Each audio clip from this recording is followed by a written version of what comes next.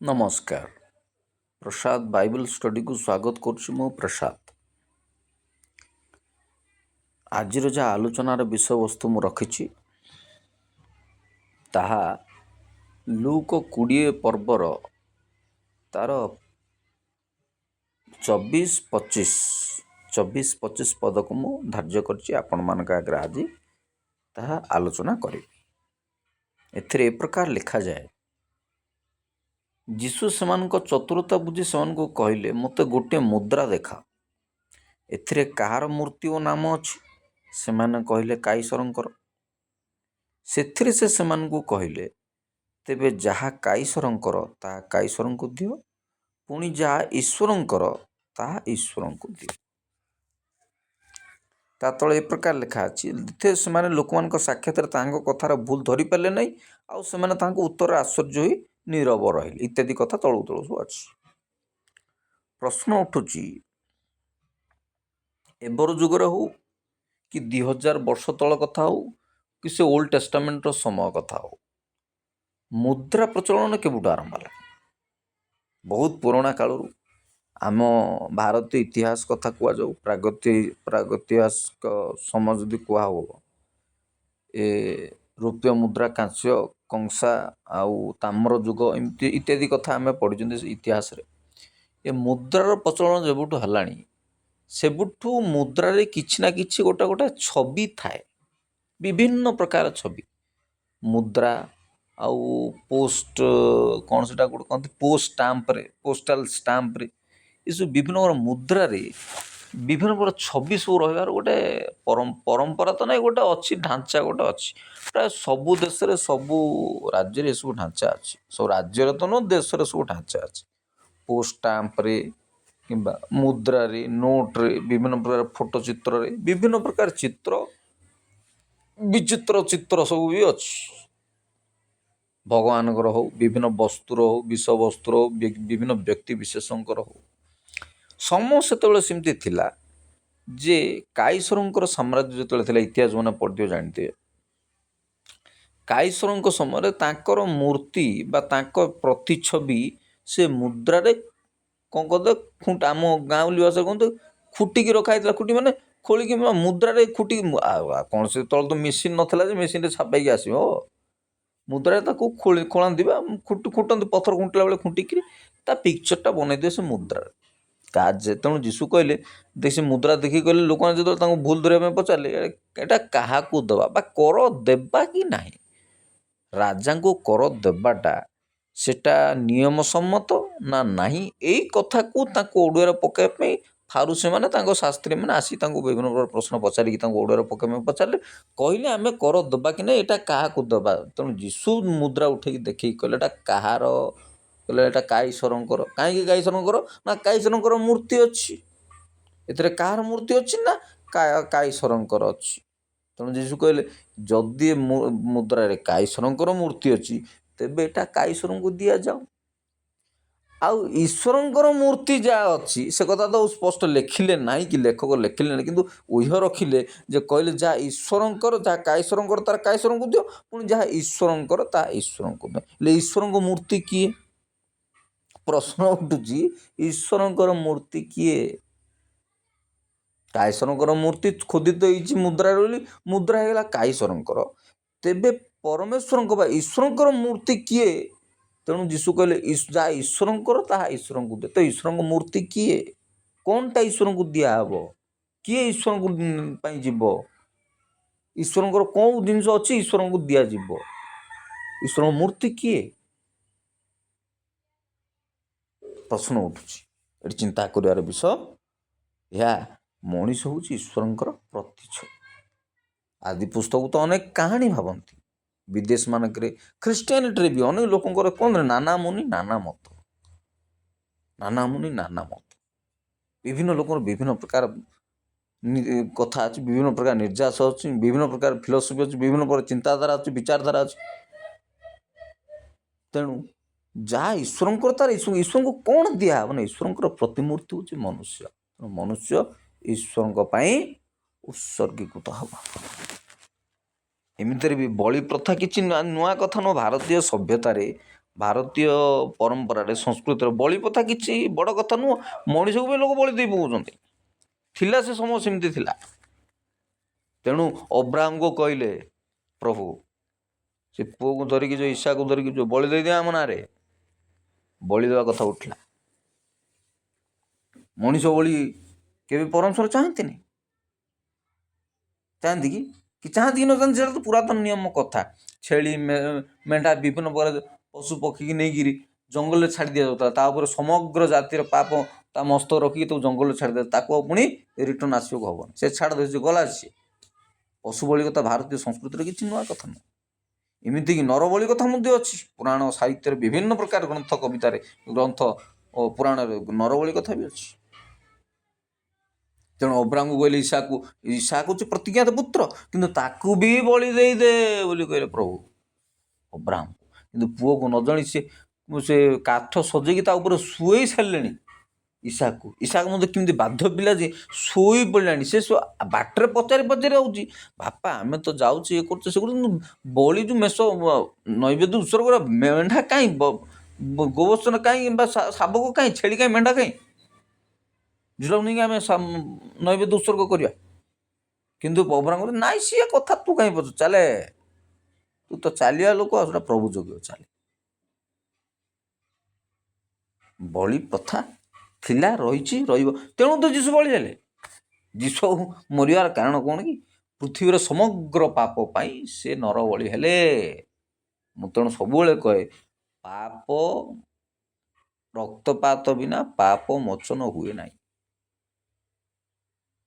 ସେ ମଣିଷ ରକ୍ତ କି ଗାଈ ରକ୍ତ, ଘୁଷି ରକ୍ତ କି ଛେଳି ରକ୍ତ, ମେଣ୍ଢା ରକ୍ତ, ସେ ରକ୍ତ କଥା ବିନା ରକ୍ତପାତରେ ପାପ ଏମିତି ଏକ ଜିନିଷ, ପାପ ଈଶ୍ୱରଙ୍କ ଠାରୁ ମନୁଷ୍ୟକୁ ଆହୁରି ଦୂରକୁ ନେଇଯାଏ, ସମ୍ପର୍କକୁ ଭାଙ୍ଗି ଦିଏ, ଦୂରତା ବଢ଼େଇ ଦିଏ।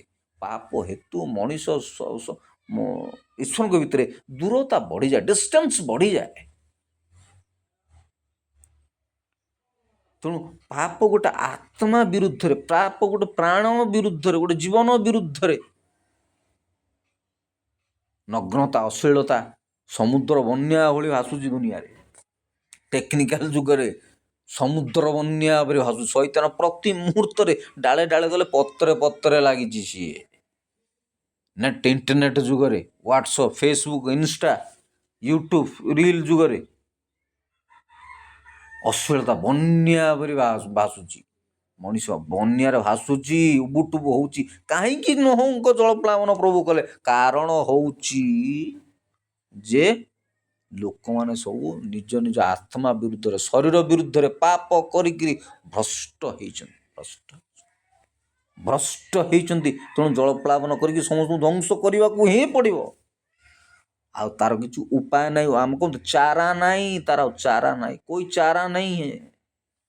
ସମସ୍ତେ ମରିବାକୁ ପଡ଼ିବ, କାରଣ ସମସ୍ତେ ପାପ କରି ଆଉ କହିବାକୁ ନାହିଁ ଯେଉଁ ଭଳିଆ ପାପ ହେଇଛି। ତେଣୁ ପ୍ରଭୁ ଭାବିଲେ ଆଉ ରଖିପାରିବିନି, ଆଗକୁ ବନ୍ୟାରେ ଭଜା ମାରିବାକୁ ତ ପଡ଼ିବ। ଗୋଟାଏ ପରିବାର ମଞ୍ଚେ ଶିଖୁଛି ନଙ୍କୁ କରିବା।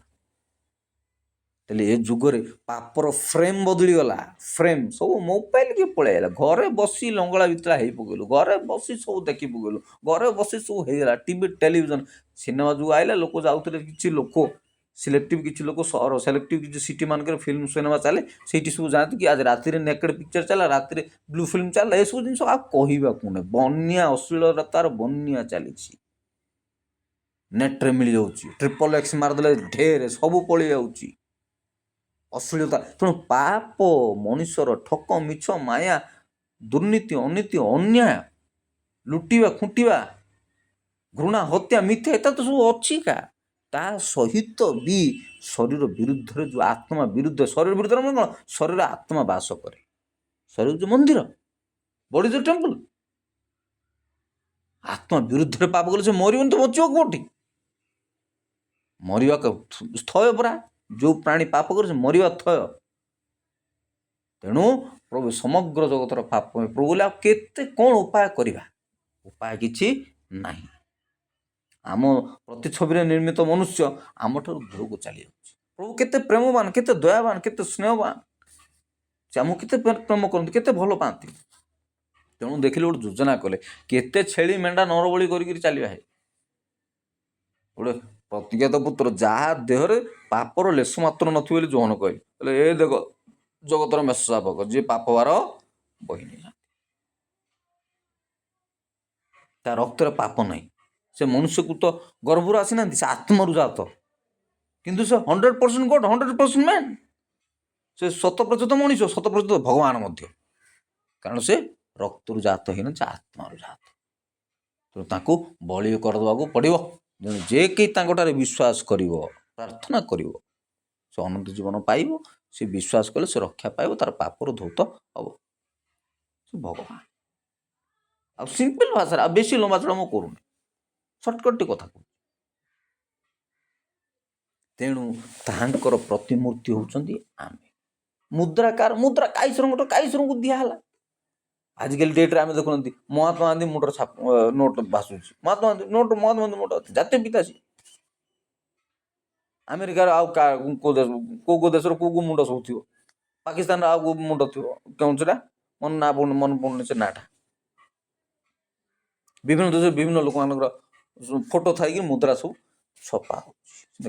କାଇସରଙ୍କୁ ଦିଆ, କିନ୍ତୁ ଈଶ୍ୱରଙ୍କୁ ଦିଆ। ଈଶ୍ୱରଙ୍କୁ କ'ଣ ଦିଆହବ ସେଠି ପଚାରିବ କିଏ ଯୀଶୁଙ୍କୁ? କିଏ ପଚାରିବ ଯୀଶୁଙ୍କୁ ଯେ ଭାଇ ସାର୍ ଗୁରୁଜୀ ହେଲା କାଇସରଙ୍କର ତ କାଇସରଙ୍କୁ ଦିଆହବ, କିନ୍ତୁ ଈଶ୍ୱରଙ୍କର କ'ଣ ଯେ ଈଶ୍ୱରଙ୍କୁ କ'ଣ ଦିଆହବ? ଆମକୁ ନା ଏତେ କଥା ଦରକାର ନା, ଆମେ ଜାଣିବାର ଅଛି ନା, ଆମକୁ ଖାଲି ଗୋଟେ ଅଡ଼ୁଆ ଦରକାର ଯେ କାଇସରଙ୍କର ମୁଦ୍ରା କାଇସରଙ୍କୁ ଦେବା କି ନାହିଁ। ତମେ ନାଇଁ ତୁମେ ଏବେ ଟିକେ ପକେଇ ନେଇ ଭିତରେ ମାରିବୁ, ସେଥିପାଇଁ ତ ପଚାରୁଛୁ। ହାତ ଉଡ଼ି ପକେଇ ଭିତରେ ମାରିବୁ ଏବେକା, ଫାଟାଫାଟି ଏଇଠି ସୋନେ ସାମ ଧରିକି ଯିବୁ। ସେ ଅଡ଼ୁଆ କରିବା ପାଇଁ ପଚାରୁଛୁ ଆମେ। ତମେ ତମ ଆଜ୍ଞାନୀ ଭଗବାନ, ତମେ ସହ ଛାଡ଼ିବା ଲୋକ। ତମେ ଓଲଟା ଆମକୁ ଏଇଟା କାହାର ମୂର୍ତ୍ତି ଅଛି ଏଠି ନା କାଇସରଙ୍କର। କାଇସରଙ୍କର ଯାହା କାଇସରଙ୍କୁ ଦିଅ, ଈଶ୍ୱରଙ୍କର ଯାହା ଈଶ୍ୱରଙ୍କୁ ଦିଅ। ଈଶ୍ୱରଙ୍କୁ କ'ଣ ଦିଆହବ ପଚାରିଲେ ତ କହିବେ, ନ ପଚାରିଲେ କାହିଁକି କହିବେ?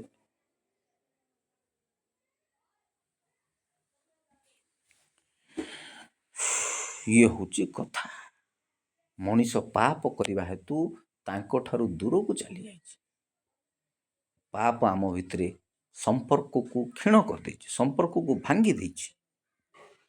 ମନୁଷ୍ୟ ଈଶ୍ୱରଙ୍କ ଭିତରେ ସମ୍ପର୍କର ଗଭୀରତା ବା ତାର ଗାଢ଼ତା କେବଳ ପାପ ହେତୁ ଭାଙ୍ଗି ଯାଇଛି ବା କ୍ଷୟ ପାଇଯାଇଛି ବା ଛିଣ୍ଡି ଯାଇଛି। ସୂତା କ୍ଷୟରେ ବି ନାହିଁ। ମନୁଷ୍ୟ ମାତ୍ରେ ପାପକୁ ପ୍ରଭୁ ଦେଖିପାରନ୍ତି ନାହିଁ। ତେଣୁ ସମଗ୍ର ଜଗତ, ସମସ୍ତ ଜିହୁଦା ପ୍ରତି ଇସ୍ରାଏଲ ସବୁ ଅନ୍ଧକାରମୟ ହୋଇଗଲା ଯେତେବେଳେ ସେ ମଲେ କାଲବରୀ କ୍ରୁଶରେ। କାରଣ ପାପ କିଛି ସମୟ ପ୍ରଭୁଙ୍କ ପାଇଁ ଯୀଶୁଙ୍କୁ ସେ ପାପମୟ କରିଦେଲେ, କାରଣ ସେ ସମଗ୍ର ପାପର ସ୍ୱଭାବ ପାପକୁ ଧରିକିରି ସେ ମୃତ୍ୟୁବରଣ କଲେ। ତେଣୁ ସେ ପାପମୟ ହେଇଗଲେ। ଯେ କ୍ରୁଶରେ ଟଙ୍କା ଯାଏ ଅଭିଶପ୍ତ ଲେଖାଯାଏ ବାଇବେଲରେ, ସେ ଅଭିଶପ୍ତ ହେଲେ ସମଗ୍ର ଜଗତର ପାପ ପାଇଁ। ସେ ପାପମୟ ହେଇଗଲେ, କିଛି ସମୟ ପାଇଁ ଆଖି ବନ୍ଦ କରିଦେଲେ ପରମେଶ୍ୱର, କାରଣ ସେ ପାପମୟ ହେଇଗଲେ। ସମଗ୍ର ଜଗତର ପାପ ସେ ବହିନେଲେ। ତେଣୁ ବାରମ୍ବାର ବଳି ଉତ୍ସର୍ଗ କରିବା କିଛି ଆବଶ୍ୟକତା ନାହିଁ। ଆପଣ ବିଶ୍ୱାସ କରନ୍ତୁ, ଆତ୍ମାର କଥା ତ ଆଉ କ'ଣ ଶରୀର କଥା ହେଇଛି? ଆତ୍ମାର କଥା। ବିଶ୍ୱାସ ମୂଳେ ଜଗତ, ବିଶ୍ୱାସ ମିଳେ ହରି, ତର୍କେ ବହୁତର ବିଶ୍ୱାସ ମିଳେ ହରି।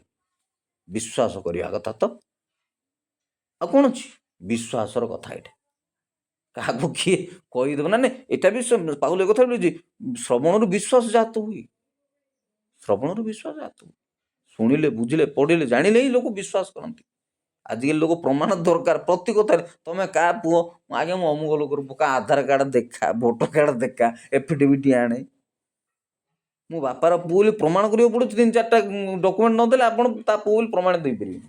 ଆଉ ବିଶ୍ୱାସ କିଏ ସହଜରେ କରିଦେବ ବିନା ପ୍ରମାଣ? ମୁଁ ଅମୁକ ଲୋକ, ମୋର ମା ହଉ କି ବାପା ହଉ, ତାର ଏଫିଡେଭିଟ୍ କରିକି ଆଣେ ବାପା, ଆଧାର କାର୍ଡ଼ ଦେ, ଭୋଟର କାର୍ଡ଼ ଦେ, ସରପଞ୍ଚ ଖଣ୍ଡ ଲେଖି ଆଣେ, ଗାଁ ମୋର ବି ଧରିକି ଆ।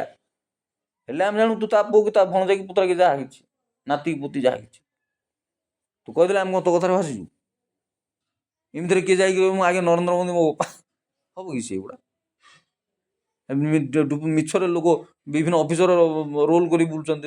ପ୍ରାକ୍ଟିକାଲି ଫିଜିକାଲି ସେ ହେଉଛି ସିନେମା ଭଳିଆ ହେଇଗଲାଣି ଦୁନିଆ।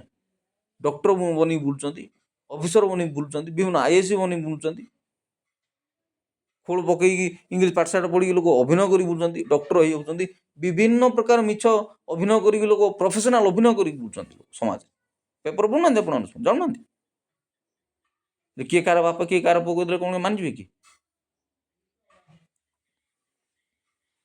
ତେଣୁ ପାପ ଆମ ଠାରୁ ପରମେଶ୍ୱରଙ୍କୁ ଦୂରକୁ, ପାପକୁ ପ୍ରଭୁ ଦେଖିପାରନ୍ତିନି। ପାପ ଗୋଟେ କଳୁଷତା ପୁରା ଇଭିଲ୍ ଥିଙ୍ଗ, ମନ୍ଦ ଜିନିଷ ସିଏ। ପାପ ସେଇ ପ୍ରକାର ଜିନିଷ। ଆପଣ କେତେ ଜାଗ୍ରତରେ ଚାଲନ୍ତୁ ପଛେ। ତେଣୁ ଦାଉଦ ଗୋଟେ କଥା ଲେଖିଲେ, ମଣିଷ ନିଜର ସର୍ବୋତ୍ତମ, ମାନେ ବୁଝିପାରୁଛନ୍ତି ନା, ସର୍ବୋତ୍ତମ ଅବସ୍ଥାରେ ହିଁ କ୍ଷୟ ପାଇବାକୁ ଅଭିଶାପ ପାଇଅଛି। ଆପଣ କେତେ ଆଧ୍ୟାତ୍ମିକ ଜୀବନ କାଟନ୍ତୁ ପଛେ, କେତେ ଆପଣ ସ୍ପିରିଚୁଆଲ ଲାଇଫ୍ ବଞ୍ଚୁଥାନ୍ତୁ ପଛେ, କେତେ ଆପଣ ଧ୍ୟାନ ତପସ୍ୟାରେ ବସନ୍ତୁ ପଛେ, ଆପଣ କ୍ଷୟ ପାଇଯିବେ। ଏଇଟା ହେଉଛି ମଣିଷର ଗୋଟେ ଅଭିଶାପ ପାଇଛି ମଣିଷ ଜୀବନରେ। ପ୍ରତିଟି ମନୁଷ୍ୟ ପାଇଛି ଅଭିଶାପ।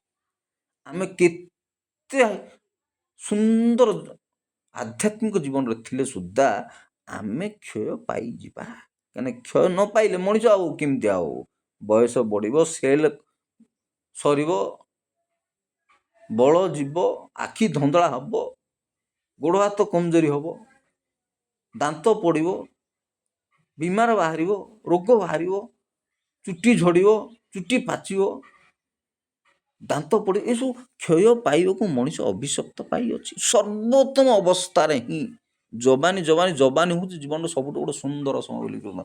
ଯୌବନ ଜୀବନର ମଧୁମୟ ସମୟ ଗୀତ ଅଛି। ଆସ ଆସ ଯୁବ ଜାତି ପାଇଲାଣି ଅମାରାତି, ଚାଲ ଯୀଶୁ ଖ୍ରୀଷ୍ଟେ କରିଲୟ। ଯୌବନ, ଯବାନୀ ସମସ୍ତଙ୍କୁ ଦରକାର, ସବୁଠୁ ବିୟୁଟିଫୁଲ ଟାଇମ୍। ଯାହା ଇଚ୍ଛା ତାହା କର। ସୋଲୋମନ ସେଇ କଥା ଲେଖିଲେ, ଦାଉଦ ସେଇ କଥା ଲେଖିଲେ, ଯୌବନ ତମେ ଯାହା ଚାହିଁବ ତାହା କର, କିନ୍ତୁ ଏଇଟା ପାଶୋର ନାହିଁ, ଭୁଲି ଯାଅ ନାହିଁ ବନ୍ଧୁ, ଆମେ ସବୁ କିଛି ବିଚାରରେ ଆଣିବା ଶେଷ ଦିନ, ସବୁ କିଛି ବିଚାର। ଯୌବନ ସବୁଠୁ ସୁନ୍ଦର ସମୟ, ବଳ ଅଛି, ଝଳ ଅଛି, ସବୁ କରିପାରିବ ମଣିଷ, ବିୟୁଟିଫୁଲ। କିନ୍ତୁ ଯବାନୀ ସବୁବେଳେ ରହିବ କି ନା? ତେଣୁ ସୋଲୋମନ ଏକଥା ମଧ୍ୟ ଲେଖିଲେ, ପକ୍କ କେଶ ସଭାଜନକ ମୁକୁଟ, ଏକଥା ମଧ୍ୟ ଲେଖିଲେ। ଯବାନରେ ଆମେ ବହୁତ ନ କରିବା କାମ ସବୁ କରିବୁ, ଉନ୍ମାଦନାରେ ଉତ୍ତେଜନାରେ ଆସି କ'ଣ ନାହିଁ କ'ଣ କରିବୁ। ତେଣୁ ଦାଉଦ ଲେଖିଲେ, ପ୍ରଭୁ ମୋର ଯୌବନ କରିଥିବା ପାପ ସବୁ ମନେ ରଖ ନାହିଁ, ପାଶୋରି ଯାହା। ସେଇ ଦାଉଦ ସୋଲୋମନ ଯେ ବାପ ପୁଅ ତ କରିଛନ୍ତି ସବୁ କାହାଣୀ, ବାଇବେଲର ଅଧା କାହାଣୀ ତ ତାଙ୍କ ପାଖରେ ଅଛି। ପୁରାତନ ନିୟମକୁ ଅଧା ଉଦ୍ଧୃତ କରିଦେଇଛନ୍ତି ଗୀତ ସଂହିତାରେ ଦାଉଦ। ପୁଣି ଦାଉଦ ତ ଲେଖିଲେ ଗୀତ ସଂହିତା, କବିତା ଲେଖିଲେ, କବି ସିଏ। ତାଙ୍କୁ ଧରିକିରି ତାଙ୍କ କଥା ତାଙ୍କ ପୁଅ ସୋଲୋମନ ସିଏ ଲେଖିଦେଲେ, ଜ୍ଞାନୀ ସୋଲୋମନ, ପୃଥିବୀ ଯାକର ଜ୍ଞାନ ତାଙ୍କ ପାଖରେ। ସେ ବାପ ପୁଅ ଆଗ ଅଧା ବାଇବେଲ ସରେଇ ଦେଇଛନ୍ତି, ବୁଝିପାରୁଛନ୍ତି? ତେଣୁ ମଣିଷ ପାପ କରି ଈଶ୍ୱରଙ୍କ ଠାରୁ ଦୂରକୁ ଯାଇଅଛି, ଚାଲି ଯାଇଅଛି। ତାର ମିଳନ କେମିତି ହେବ? ସମ୍ପର୍କ କେମିତି ସେତୁ ବାନ୍ଧିବ? ବ୍ରିଜ ଅଫ୍ ହୋପ୍ କେମିତି ହେବ? କେମିତି ସେତୁ ବାନ୍ଧିବ? ଜଣକୁ ହବାକୁ ପଡ଼ିବ, ଜଣକୁ ଉତ୍ଥାନ ହେବାକୁ ପଡ଼ିବ, ଜଣକୁ ଯିବାକୁ ପଡ଼ିବ, ଜଣକୁ ମରିବାକୁ ପଡ଼ିବ, ଜଣକୁ ବଳି ଚଢ଼ିବାକୁ ପଡ଼ିବ। ନହେଲେ ଏତେ ସମସ୍ତଙ୍କର ପାପ କିଏ ଧୋଇବ? ଆମେ ନିଜ ପାପ, ଆମ ପାପ ଆଉ ପଶୁ ବଳି ଧୋଇପାରିବ କି? ପଶୁ ରକ୍ତ ଧୋଇପାରିବ ମଣିଷର ପାପ? ମଣିଷ ବଳି ତ ଧୋଇପାରୁନି, ଆଉ ପଶୁ ବଳି କ'ଣ ଧୋଇବ? ଆମେ ନିଜେ ବେକ କାଟି ମଲେ ତ ଆମେ ଆମ ପାପ ବଳି, ଆମ ପାପ ଧୋଇ ହେବ ନାହିଁ। ତେଣୁ ଠାକୁରାଣୀ ଯାତ୍ରା ହୁଏ ବ୍ରହ୍ମପୁରରେ। ବିଭିନ୍ନ ପାପ ଏସବୁ ଧୋଇବା ପାଇଁ ଲୋକ ମାଡ଼ ଖାଆନ୍ତି, ତଳେ ଗଡ଼ନ୍ତି ଲୋକ, ବାଇଜି ବାଜ ଗଡ଼ୁଛନ୍ତି, ତପସ୍ୟା କରନ୍ତି, ଗଡ଼ି ଗଡ଼ି ଚାଲନ୍ତି ଲୋକ, ମୁଣ୍ଡିଆ ମାରି ମାରି ଚାଲନ୍ତି ଲୋକ। କେତେ ତପସ୍ୟା, କେତେ ସାଧନା, ତାର ହିସାବ ନାହିଁ। ମଣିଷ କେତେ ପାପ କର ମଧ୍ୟ ପାପ ସେ ଧୋଇ ପାରିବ ନାହିଁ। ପାପ କେବଳ ଈଶ୍ୱରଙ୍କ ରକ୍ତରେ ହିଁ ଧୌତ, ପ୍ରଭୁଙ୍କ ରକ୍ତରେ ଧୌତ, ଯୀଶୁଙ୍କ ରକ୍ତରେ ଧୌତ। ମଣିଷର ପାପ ମଣିଷ ରକ୍ତରେ ଧୌତ ହେଇପାରିବ ନାହିଁ। ପାପ ଆଉ ରକ୍ତ, ଏଇଟା ମନେ ରଖିଥାନ୍ତୁ। ରକ୍ତପାତ ପାପ ସ୍ରୋତ, ପାପ ମଧ୍ୟ ଗୋଟେ ସ୍ରୋତ। ତେଣୁ ପାଉଲ ଲେଖିଲେ ଗୋଟେ କଥା, ଆଜ୍ଞା ମୁଁ ପାପ କରିବିନି ବୋଲି ଭାବୁଛି, କିନ୍ତୁ କରି ପକଉଛି ତ। ମୁଁ ଚାହୁଁଛି ହେବି ନାହିଁ, ସେମିତି କରିବି ନାହିଁ, ସେମିତି ହେବି ନାହିଁ, ଭଲ କହିବି, ଖରାପ ହେବି ନାହିଁ, କାହାକୁ ଦେଖିବିନି, ଶୁଣିବି, କିନ୍ତୁ କ'ଣ କରିବି? ମୋ ଭିତରେ ଯେଉଁ ପ୍ରବୃତ୍ତିଟା ଅଛି, ସେ ପ୍ରବୃତ୍ତି ହେତୁ ହିଁ ତମେ ପାପ କରି ପକଉଛ। କାରଣ ମଣିଷ ଗୋଟେ ଫ୍ଲେଶ ମାଂସ ମାତ୍ର ମନୁଷ୍ୟ, ପାପୀ, ଅସାର ମନୁଷ୍ୟ, ପାପୀ ସିଏ। ସ୍ୱାଭାବିକ ଭାବରେ ସେ ପାପ କରିବ। ପାପ ରକ୍ତରେ ତାର ଅଛି। ରକ୍ତରେ ହିଁ ମନୁଷ୍ୟର ପାପ ଅଛି, ଅବାଧ୍ୟ ଅଛି। ତା ରକ୍ତରେ ପାପ ଅଛି, ରକ୍ତରେ ହିଁ ସବୁ ଅଛି ମଣିଷ ରକ୍ତରେ। ତେଣୁ ଈଶ୍ୱରଙ୍କୁ ଆତ୍ମାରୁ ଜାତ କରିବାକୁ ପଡ଼ିଲା ପରମେଶ୍ୱର, କାରଣ ମଣିଷ ରକ୍ତରେ ପାପ ଅଛି। ତେଣୁ ପାଉଲ ଲେଖିଲା, ଆଜ୍ଞା ମୁଁ ତ ବହୁତ ଭାବୁଛି, ସେ ଲେଖିଲେ ସେ ଇଜ୍ ସେ ଗୋଟେ ଓକିଲ, ପାଉଲ ଗୋଟେ ଓକିଲ, ଧର୍ମଯାଜକ, ସେ ଗୋଟେ ଓକିଲ। ହେଲେ ଆଜ୍ଞା ମୁଁ ପାପ କରିବିନି ବୋଲୁଛି, ଏମିତି ହେବି ସେମିତି ହେବି, ଭଲ ମନ୍ଦ ଇଏ କରିବିନି ହଉ ଆଠୁ ତ ପଡ଼ିବ ପାପରେ। ତାମାନେ ବିଦ୍ରୋହ ଆମ ଭିତରେ ଅଛି, ପାପ ଆମ ଭିତରେ ଅଛି, ଆମ ରକ୍ତରେ ଅଛି ପାପ। ତେଣୁ ମଣିଷ ରକ୍ତରେ ହିଁ ପାପ ଅଛି। ତେଣୁ ସ୍ୱାଭାବିକ ଭାବରେ ପାପ କରି ପକଉଛି, ପ୍ରବୃତ୍ତିଗତ ପାପ ଅଛି। ସ୍ତ୍ରୀ ଜାତ ମନୁଷ୍ୟ କେବେ ହେଲେ ଧାର୍ମିକ ହେଇପାରିବ କି? ଆୟ ବୁଝ ଲେଖା, ସ୍ତ୍ରୀ ଜାତ ମନୁଷ୍ୟ କିଏ ଜଣେ ହେଲେ ଧାର୍ମିକ ନାହିଁ। ପୃଥିବୀରେ ଜଣେ ଧାର୍ମିକ ନାହିଁ ପରା, ଜଣେ ହେଲେ ଧାର୍ମିକ ନାହିଁ। ସ୍ତ୍ରୀ ଜାତ ମଧ୍ୟ ସବୁଠୁ ଶ୍ରେଷ୍ଠ ହେଉଛନ୍ତି ଯୋହନ। କିଏ ଯୋହନ? ଦିବକ ଯୋହନ, ବାପ୍ତିଜିକ ଯୋହନ, ଯିଏ ଯୀଶୁଙ୍କୁ ବାପ୍ତିସ୍ମ ଦେଇଥିଲେ। ସ୍ତ୍ରୀ ଜାତ ସେ ବି ଆତ୍ମିକ ଭାବରେ ହିଁ ଜନ୍ମ ହେଇଛନ୍ତି। ସେ ତାଙ୍କ କାହାଣୀ ତ ସମସ୍ତେ ଜାଣିଛନ୍ତି। କ'ଣ ସେଟା ଜିଖରି ହେଇକିରି କ'ଣ ସାରା ନା ପରା, ସାରା ନା ଏଲିଜାବେଥ, ସାରା ନା ଏଲିଜାବେଥ, ଜିଖରି ହେଇକି ଏଲିଜାବେଥ, ତାଙ୍କ ସମ୍ପର୍କ ଯୀଶୁଙ୍କ ସମ୍ପର୍କ। ସ୍ତ୍ରୀ ଜାତ ମନୁଷ୍ୟ ଭିତରେ ସମସ୍ତଙ୍କୁ ସବୁଠୁ ଶ୍ରେଷ୍ଠ ହେଉଛନ୍ତି ଯୋହନ। ତାଙ୍କୁ ଶ୍ରେଷ୍ଠ କିଏ ନାହିଁ ବୋଲି ଯୀଶୁ କହିଲେ। କଥା ହେଉଛି ଆମ ଭିତରେ ପ୍ରବୃତ୍ତି ଅଛି। ମଣିଷ ପ୍ରବୃତ୍ତି ରହିବନି କି? ସ୍ୱାଭାବିକ କଥା। ଛୋଟ ପିଲା ପାଖରେ ସେ ପ୍ରବୃତ୍ତି ଅଛି, ଛୋଟ ଛୁଆ ପାଖରେ ସେ ପ୍ରବୃତ୍ତି ଅଛି। ଆପଣ ତାକୁ ଅବଜର୍ଭ କରନ୍ତୁ, କେତେବେଳେ ତାର ଖାଇବା ପିଇବା ଶୋଇବା ଉଠିବା ତାକୁ ଧରିକି ଆପଣ ବୁଝିବେ, ଯୌନ ତୃପ୍ତି ଗୋଟେ ଥାଏ ଗୋଟେ ମଣିଷର। ଯୌନ, ଛୋଟ ଛୁଆ ମଧ୍ୟ ମା ପେଟରୁ, ମା ସ୍ତନରୁ କ୍ଷୀର ପିଇବା ଦ୍ୱାରା, ବିଭିନ୍ନ ପ୍ରକାର ଶୋଇବା ଦ୍ୱାରା ଯୌନ ତୃପ୍ତି। ଆଉ କ'ଣ ମଣିଷ ମାତ୍ରତେ? ଆରେ ସେକ୍ସ ତ ମଣିଷ ଚାଲିଲା, ସେକ୍ସ ତ ମଣିଷ ହେଲା। ସଂସାର ତ ସେକ୍ସ ପାଇଁ ଚାଲିଛି। ହବା ଆତ୍ମା କ'ଣ କଲେ? ଫଳ ଅବାଧ୍ୟ ଫଳ, ମନା ଫଳ ଖାଇ ତ ସିଆ ଡାକିଲେ, ସିଆ ତ ହେଲେ। ତେଣୁ ପ୍ରଭୁ ଆଶୀର୍ବାଦ କରିଲେ, ପ୍ରଜାବନ୍ତ ବଙ୍ଗବଂଶ ହୁଅ, ପୃଥିବୀ ପରିପୂର୍ଣ୍ଣ କର। ଆଚ୍ଛା ଆମ ପାଖରେ ରହିବନି କିନ୍ତୁ ଯିବ କେମିତି? ତେଣୁ ଏ ପ୍ରବୃତ୍ତିକୁ ମାରିବାକୁ ହେଲେ, ଏ ପ୍ରବୃତ୍ତିକୁ ଛାଡ଼ିବାକୁ ହେଲେ ଆମକୁ ବି କିଛି ସାକ୍ରିଫାଇସ୍ କରିବାକୁ ପଡ଼ିବ। ଶାରୀରିକ ଡିସିପ୍ଲିନ୍ ଦରକାର, ବଡି ଡିସିପ୍ଲିନ୍ ଦରକାର। ଆତ୍ମିକ ଖାଦ୍ୟ ଯଦି ମୋ ଶାରୀରିକ କ୍ଷୟ ପାଇବି ନା, ଆନ୍ତରିକ ପୁରୁଷରେ ମୁଁ ବଳବାନ ହେବି ନାହିଁ ବୋଲି ପାଉଲ ସେ କଥା ମୋତେ ଲେଖିଲେ। ଯଦି ଶାରୀରିକ କ୍ଷୟ ପାଇବନି, ଆନ୍ତରିକ ବି ଉଜାଗର ହବ, ଅନ୍ତର ବି ଉଜାଗର ହବ। ଆତ୍ମିକ, ଶାରୀରିକ, ଜାଗତିକ, ଆଧ୍ୟାତ୍ମିକ, କୋଉଟା ହେଲେ ଗୋଟେ କ୍ଷୟ ପାଇଲେ କୋଉଟା ହେଲେ ଗୋଟେ ଡେଭଲପ ହବ। ଯଦି ଆପଣ ବେଶୀ ସାଂସାରିକ ହେବେ, ଆଧ୍ୟାତ୍ମିକ ଆପଣ ପାଖ ମାଡ଼ିବନି। ଯଦି ଆପଣ ବେଶୀ ଶାରୀରିକ ହେବେ, ଆତ୍ମିକ ଆଉ କୁଆଡ଼େ ହେବ? ଆନ୍ତରିକ ଆଉ ହୋଇପାରିବେନି। ଯୋଉଟା ହେଲେ ଗୋଟେ, ଦିଟା ନାଁରେ ଗୋଡ଼ ଦେଇକି ଆପଣ ଚାଲିପାରିବେ। ଶରୀରକୁ ମାର, ନହେଲେ ଆତ୍ମାକୁ ମାର। ଶରୀର ପାଇଁ ଚିନ୍ତା କରୁଛ ଯଦି ଆତ୍ମା ମରିଯିବ, ଆତ୍ମା ବି ଚିନ୍ତା କରୁଛନ୍ତି ଶରୀର କଥା ଭାବ। ତା ମାନେ ମୁଁ କହୁନି ମୋ କଥାକୁ ଆପଣ ଭୁଲ ଇଣ୍ଟରପ୍ରିଟେସନ୍ କରି କହିବେନି ଯେ ଆଜ୍ଞା ଆମେ ଖାଇବୁନୁ ପିଇବୁନୁ। ନାଇଁ, ସିଏ ନାହିଁ।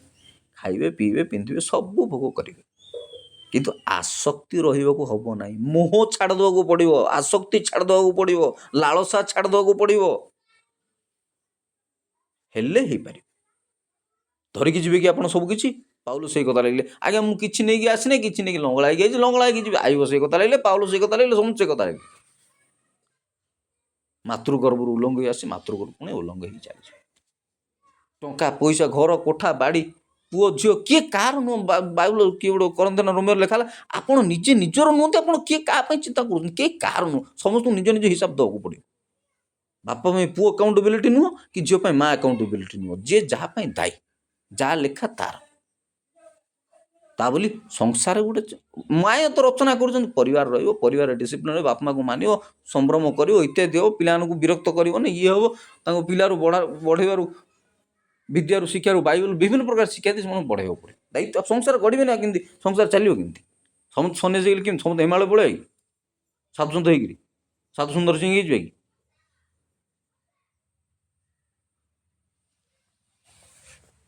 ତେଣୁ ଆନ୍ତରିକ ପୁରୁଷକୁ ଯଦି ଉଜାଗର କରିବାର ଅଛି, ତାହେଲେ ଆପଣଙ୍କୁ ଶାରୀରିକ ପୁରୁଷକୁ କ୍ଷୟ କରିବାକୁ ପଡ଼ିବ।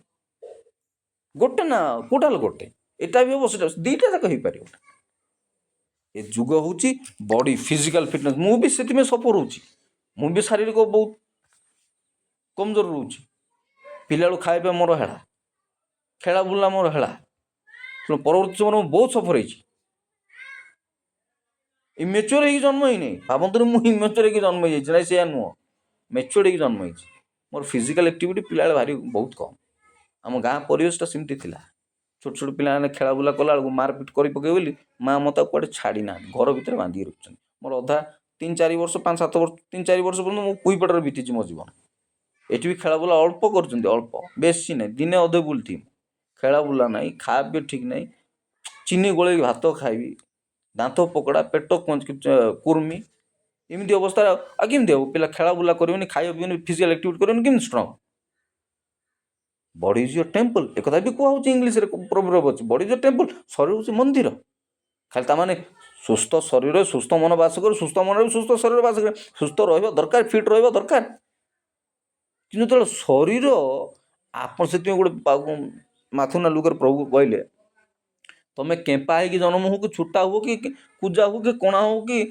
लेंगड़ा हो तुम जा स्वर्ग को आस किंतु सबु सुस्थ शरीर थी तुम नर्क जावा अपेक्षा लेंगड़ा कुजा केंपा केणा टेरा मेरा हो तुम स्वर्ग को आस रे बाबू आत्मार किसी विकलांग किसी अच्छी आत्मा सब आत्मा संपूर्ण सब आत्मा विकलांग नुह आत्मा विकलांग नुह आम शरीर विकलांग हो पारे आत्मा केमती विकलांग हो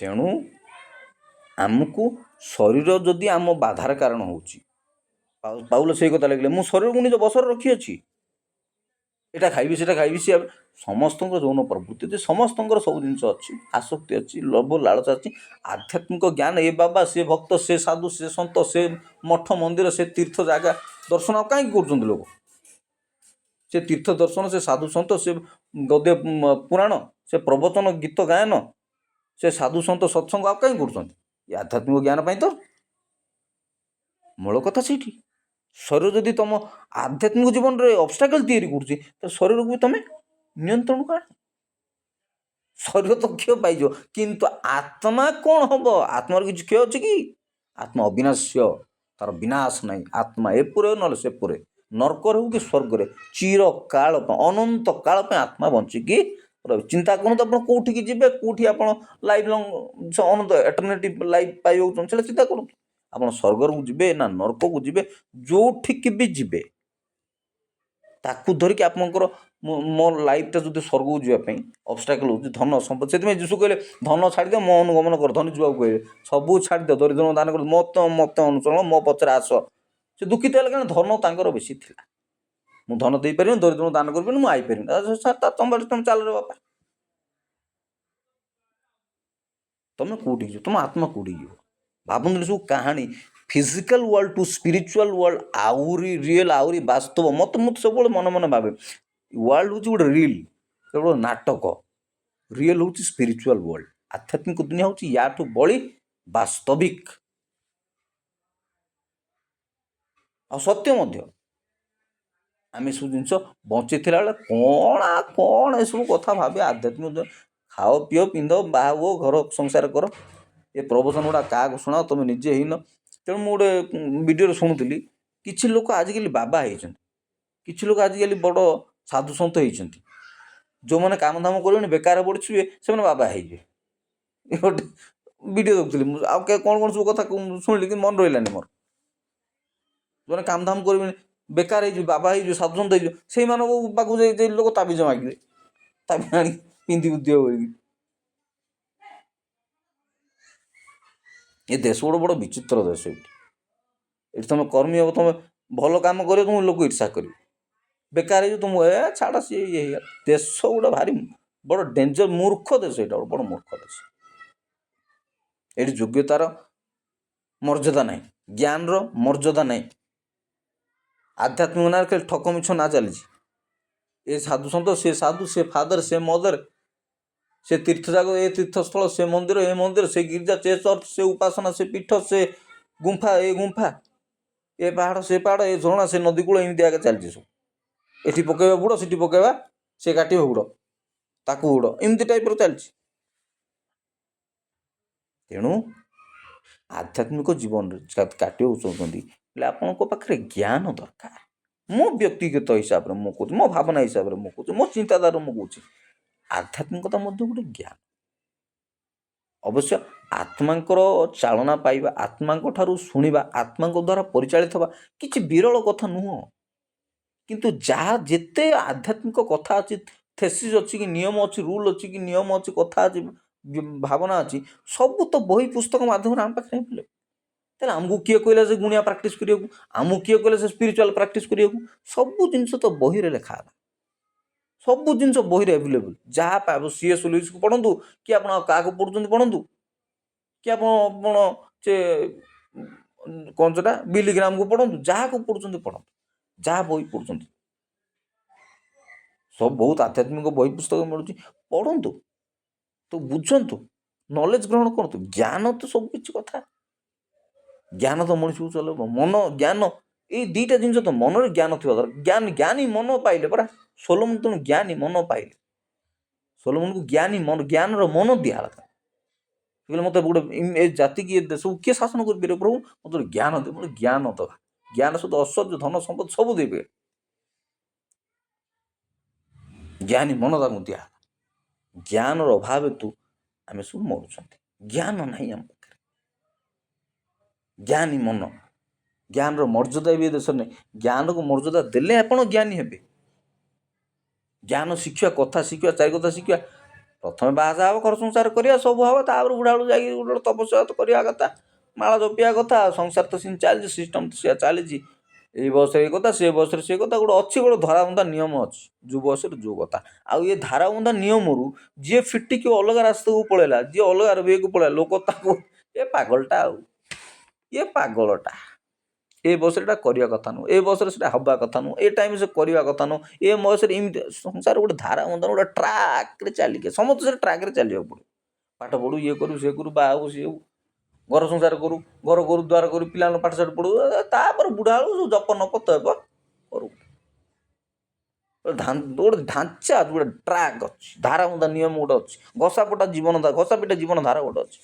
ସେଇଥିରେ ବ୍ୟାଗତ ଲୋକ ବୋଲେ ଏ ପିଲାମାନେ ଏ ବୟସରେ କ'ଣ ସବୁ ହେଉଛି? ତେଣୁ ରଙ୍ଗରସର ବୟସ, ହସ ମଜାର ବୟସ, ଥଟା ତାମସାର ବୟସ, ତପସ୍ୟାର ବୟସ, ବେପାରର ବୟସ, ଚାକିରି ବୟସ, ଝିଅ ପଛରେ ଦୌଡ଼ିବା ବୟସ, ସବୁ ଜିନିଷ ଗୋଟେ ବୟସ। ସଂସାର ଗୋଟେ ସେଟ୍ କରିଛି ଫର୍ମାଟ୍ଟା। ସେଇଥିରୁ ଆପଣ ଟିକେ ବି ବିଚ୍ୟୁତ ହେଲେ ମାନେ ଆପଣଙ୍କୁ ଲୋକ ବୋଲି ଏ ଗୋଟେ ବ୍ୟତିକ୍ରମ। ଯେଉଁଠି ବ୍ୟତିକ୍ରମ ହେଲା ସେଠି ଆପଣଙ୍କୁ ସବୁ ଆକ୍ରମଣ କରିବେ, ସବୁ ଆକ୍ରମଣ। ରାମାୟଣ ମହାଭାରତରେ ଆମେ ଦେଖୁଥିଲୁ ସେ ଫିଲ୍ମ, ଯେଉଁ ଆକ୍ରମଣ ହବ, ବ୍ୟତିକ୍ରମ ହେଲେ ଆକ୍ରମଣ ହବା।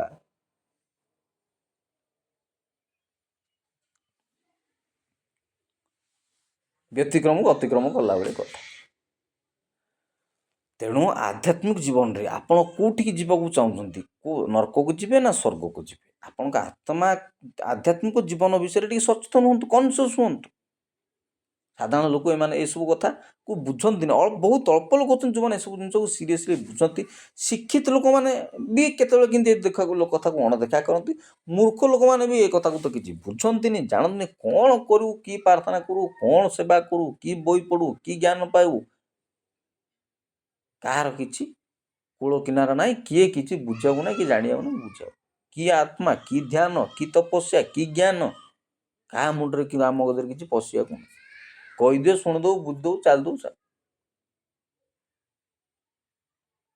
କିନ୍ତୁ ସେ ଶ୍ରୁତି ବୋଲି ଗୋଟେ କଥା ଅଛି, ଶ୍ରୁତି ହାସନ କଥା କହୁନି, ଶ୍ରୁତି କହି ଗୋଟେ କଥା ଅଛି। ଶ୍ରୁତି, ବେଦ ପୁରାଣ ସବୁ ଶ୍ରୁତି କହନ୍ତି, ଶୁଣି ଶୁଣି ଲୋକ ବୁଝନ୍ତି। ତେଣୁ ମୁଁ ଗୋଟେ କୋଟେସନ୍ କହୁଥିଲି, ରୁଚୁ କି ନ ରୁଚୁ ଖା ପିତା, ବୁଝୁ କି ନ ବୁଝୁ ପଢ଼ ଗୀତା, କଥାରେ ଅଛି।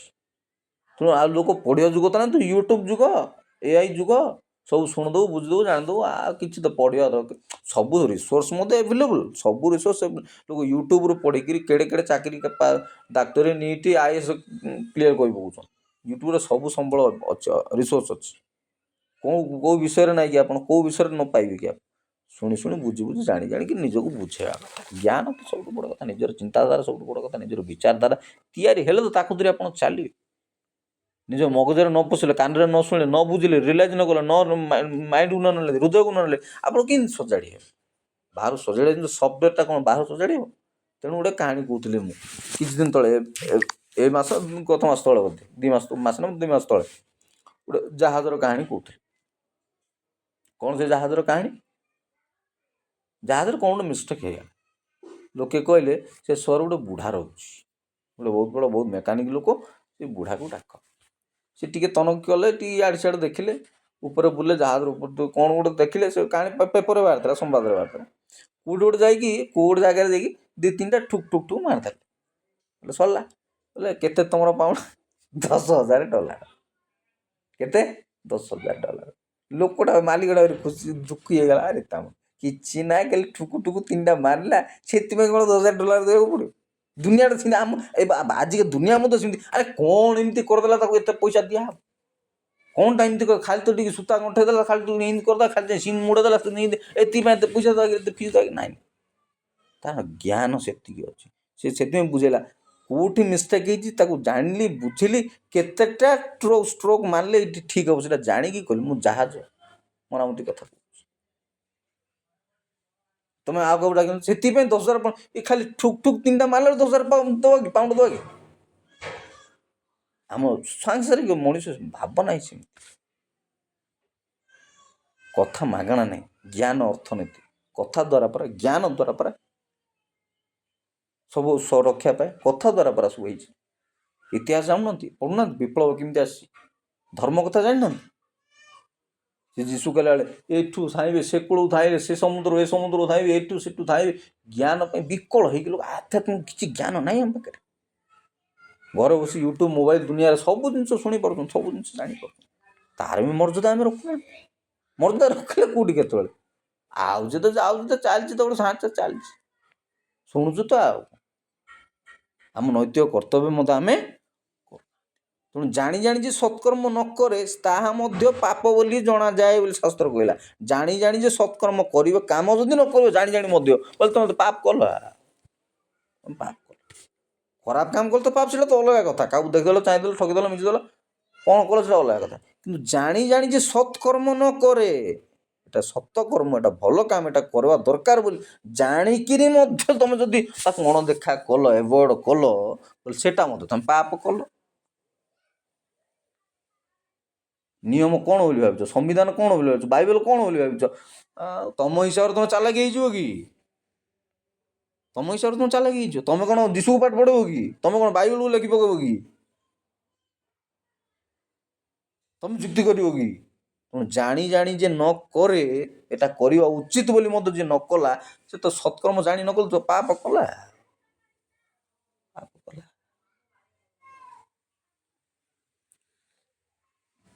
ତେଣୁ ଏଟା କାହାର ମୂର୍ତ୍ତି ଅଛି? ଏଟା କାଈଶ୍ୱରଙ୍କର ମୂର୍ତ୍ତି ଅଛି।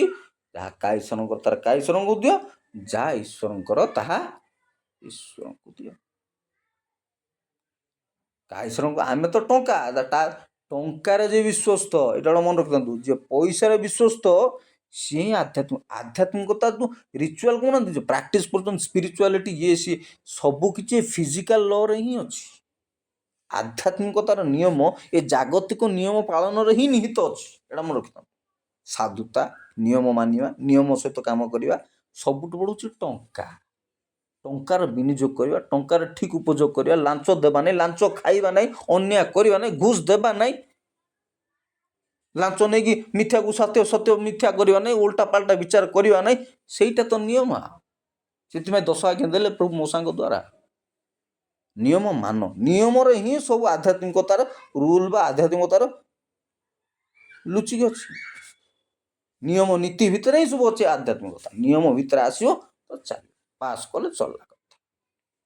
ୟୁଆର ପାସ୍ଡ, ୟୁଆର ରିୱାର୍ଡ, ତମ ପୁରସ୍କାର ପାଇବ।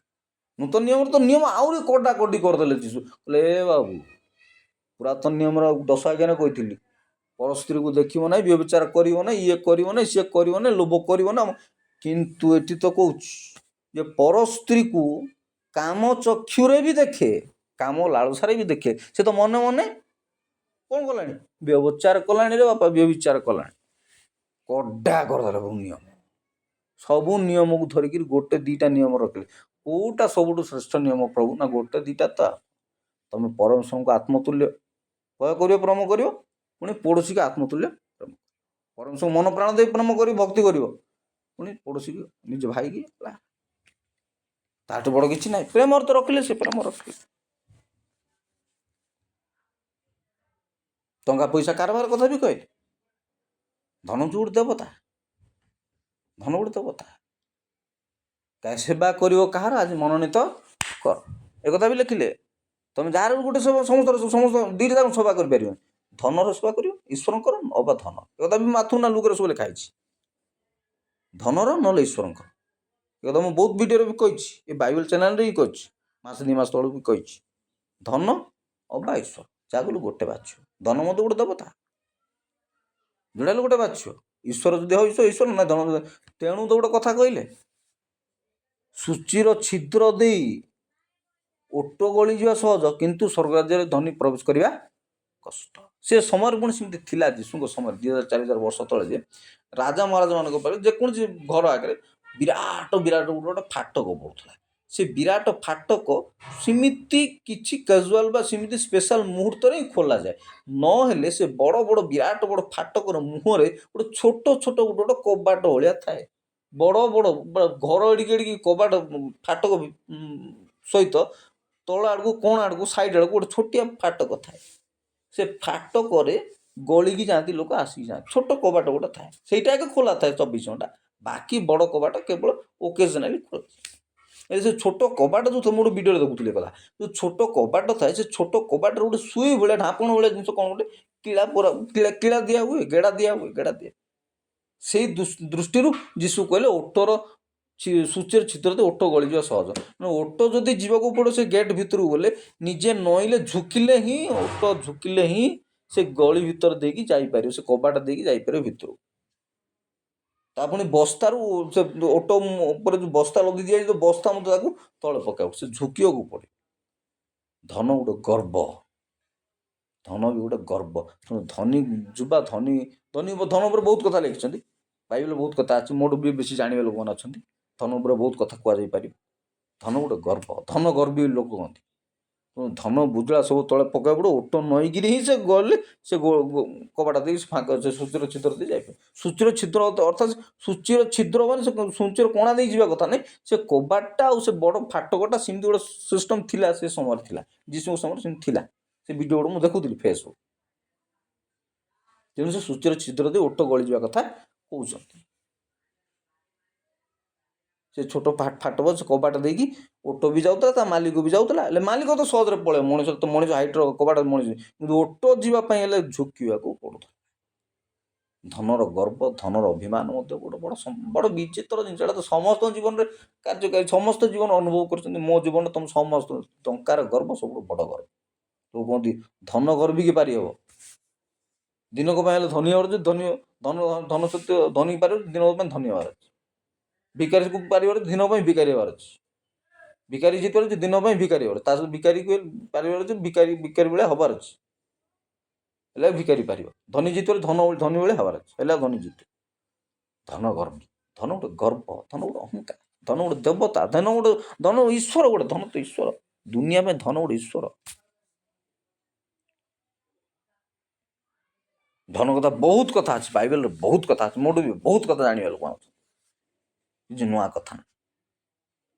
ଧନ ଗୋଟେ ଈଶ୍ୱର, ଧନ ଗୋଟେ ଦେବତା। ତେଣୁ ଯୀଶୁ କହିଲେ କାହାର ସେବା କରିବ?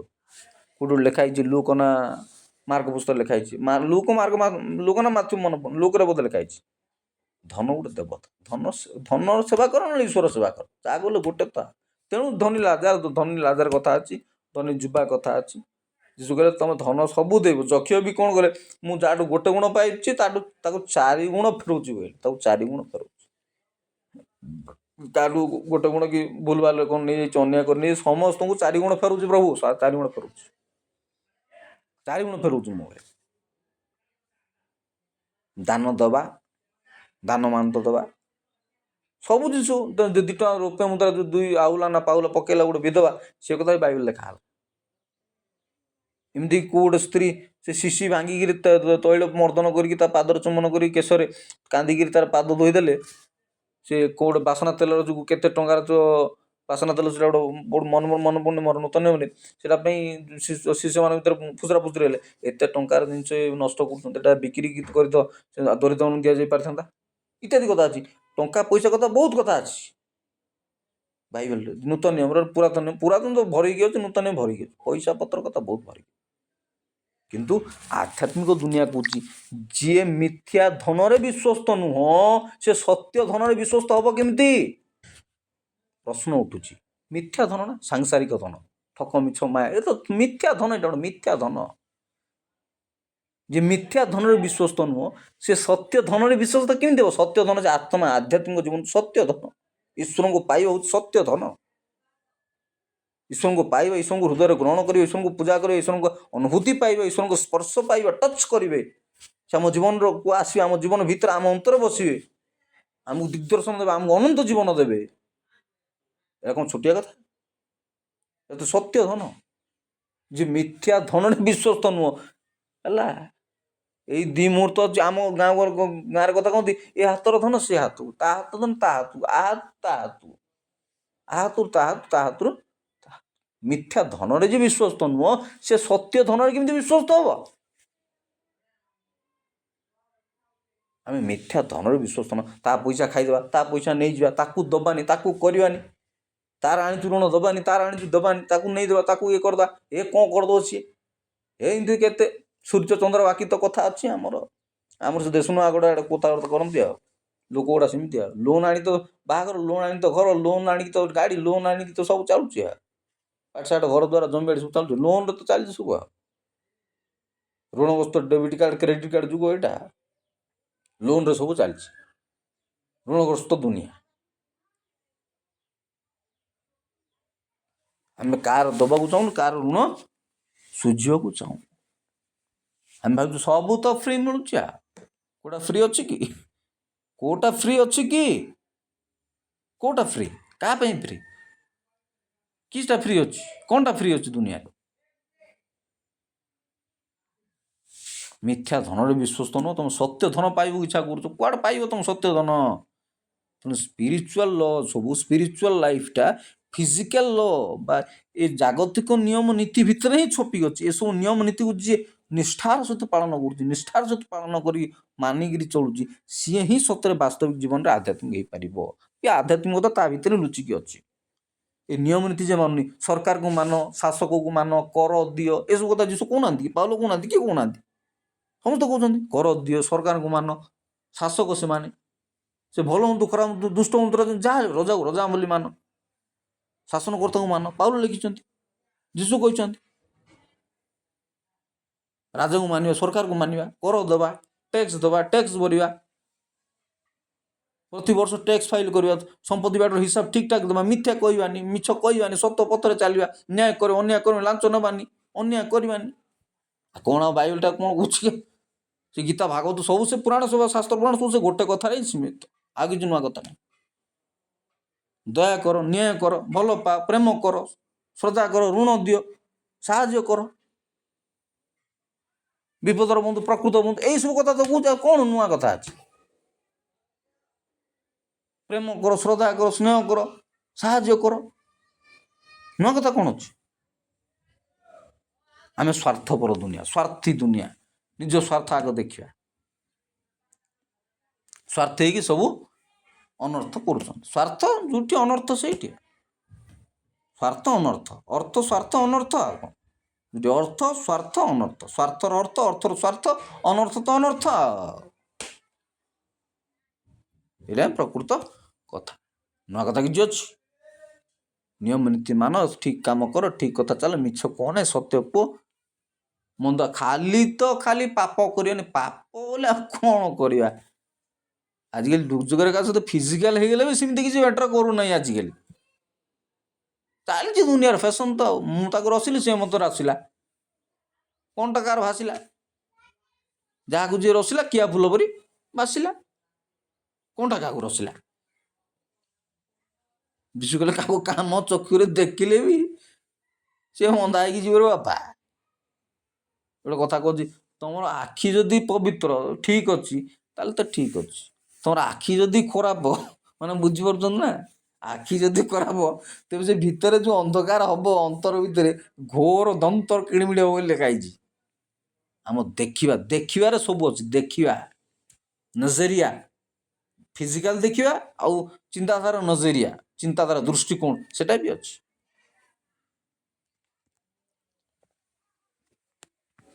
ଯୁଗ ତ ସେମିତି ମୋବାଇଲ ଯୁଗ। ଗୋଟେ ସେକେଣ୍ଡ ଲାଗୁନି ନେଟ୍ରେ ଯୋଡ଼ି ହେଇଯାଉଛନ୍ତି, ଫେସବୁକ୍ରେ, ଇନଷ୍ଟାରେ, ରିଲ୍ରେ, ୟୁଟ୍ୟୁବ୍ରେ। ହଜାର ବାସ୍ତବରେ ଦୁଇ ଜଣ ସାଙ୍ଗ ଥିବେ କି ନା ଠିକଣା ନାହିଁ, କିନ୍ତୁ ଭର୍ଚୁଆଲ ୱାର୍ଲଡରେ ଆମେ ସେତିକି ସାଙ୍ଗସାଥି ବନ୍ଧୁବାନ୍ଧବ ହେଇକିରି ଭର୍ଚୁଆଲ ୱାର୍ଲଡରେ ମୋ ଦିନ ବିତୁଛି, ଆପଣଙ୍କ ଦିନ ବିତୁଛି, ସମସ୍ତଙ୍କ ଦିନ ବିତୁଛି।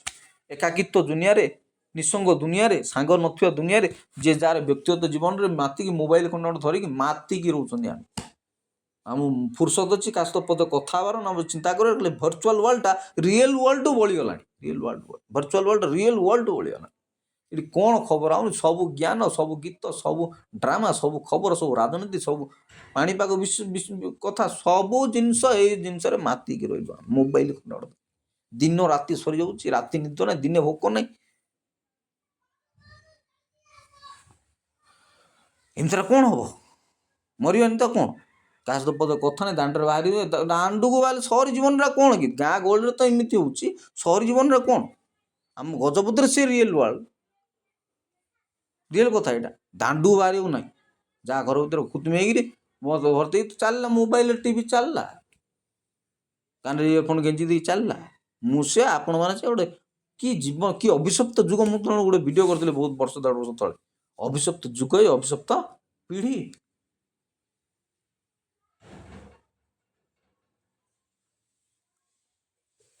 ମୋବାଇଲ ଦୁନିଆରେ ବାନ୍ତିକି ଇନଷ୍ଟା, ୟୁଟ୍ୟୁବ, ରିଲ୍, ଫେସବୁକ୍, କି ଆପ୍ସ ଯାହା କହିବାକୁ ନାହିଁ। ସେସବୁ ଆପ୍ସରେ ମଣିଷ କମ୍, 140 ନା 150 କୋଟି ମଣିଷ ଅଛୁ। ଯେତିକି ମଣିଷ ତାଠୁ ବଳକା ଜିନିଷ ଅଛି ମୋବାଇଲରେ। ମୋବାଇଲ ତାଠୁ ବଳକା ଜିନିଷ ଟେକ୍ନିକାଲ ଯୁଗରେ। ଏଇଥିରେ ସକ୍ରିୟ ସବୁ, ଏଇଥିରେ ଆକ୍ଟିଭ ସବୁ, ଏଇଥିରେ ମାତିକି ଦିନ ରାତି ବିତି ଯାଉଛି। ମୁଁ ସେୟା ହେଉଛି, ଆପଣ ହେଉଛନ୍ତି ସେୟା। କ'ଣ ନୂଆ କଥା? ଏଇଠୁ ଶିଖୁଛନ୍ତି, ଏଇଠୁ ଏଆଇ ଯୁଗ, ଏଆଇରେ ସବୁ ଚାଲିଲା। ଏଆଇ ତ ସବୁ କହିଦେଉଛି, ସଲ୍ୟୁସନ୍ ବତେଇ ଦେଉଛି। ପାଠ ଏଇଆ, ସାଠ ଏଇଆ, ନାଟ ଏଇଆ, ଫଟୋ ଏଇଆ, ସବୁ ଜିନିଷ ଏଆଇ କରିଦେବ। ଚାଟ୍ ଜିପିଟି, ଗୁଗୁଲ ଜିମିନି ସବୁ ତ କରୁଛି।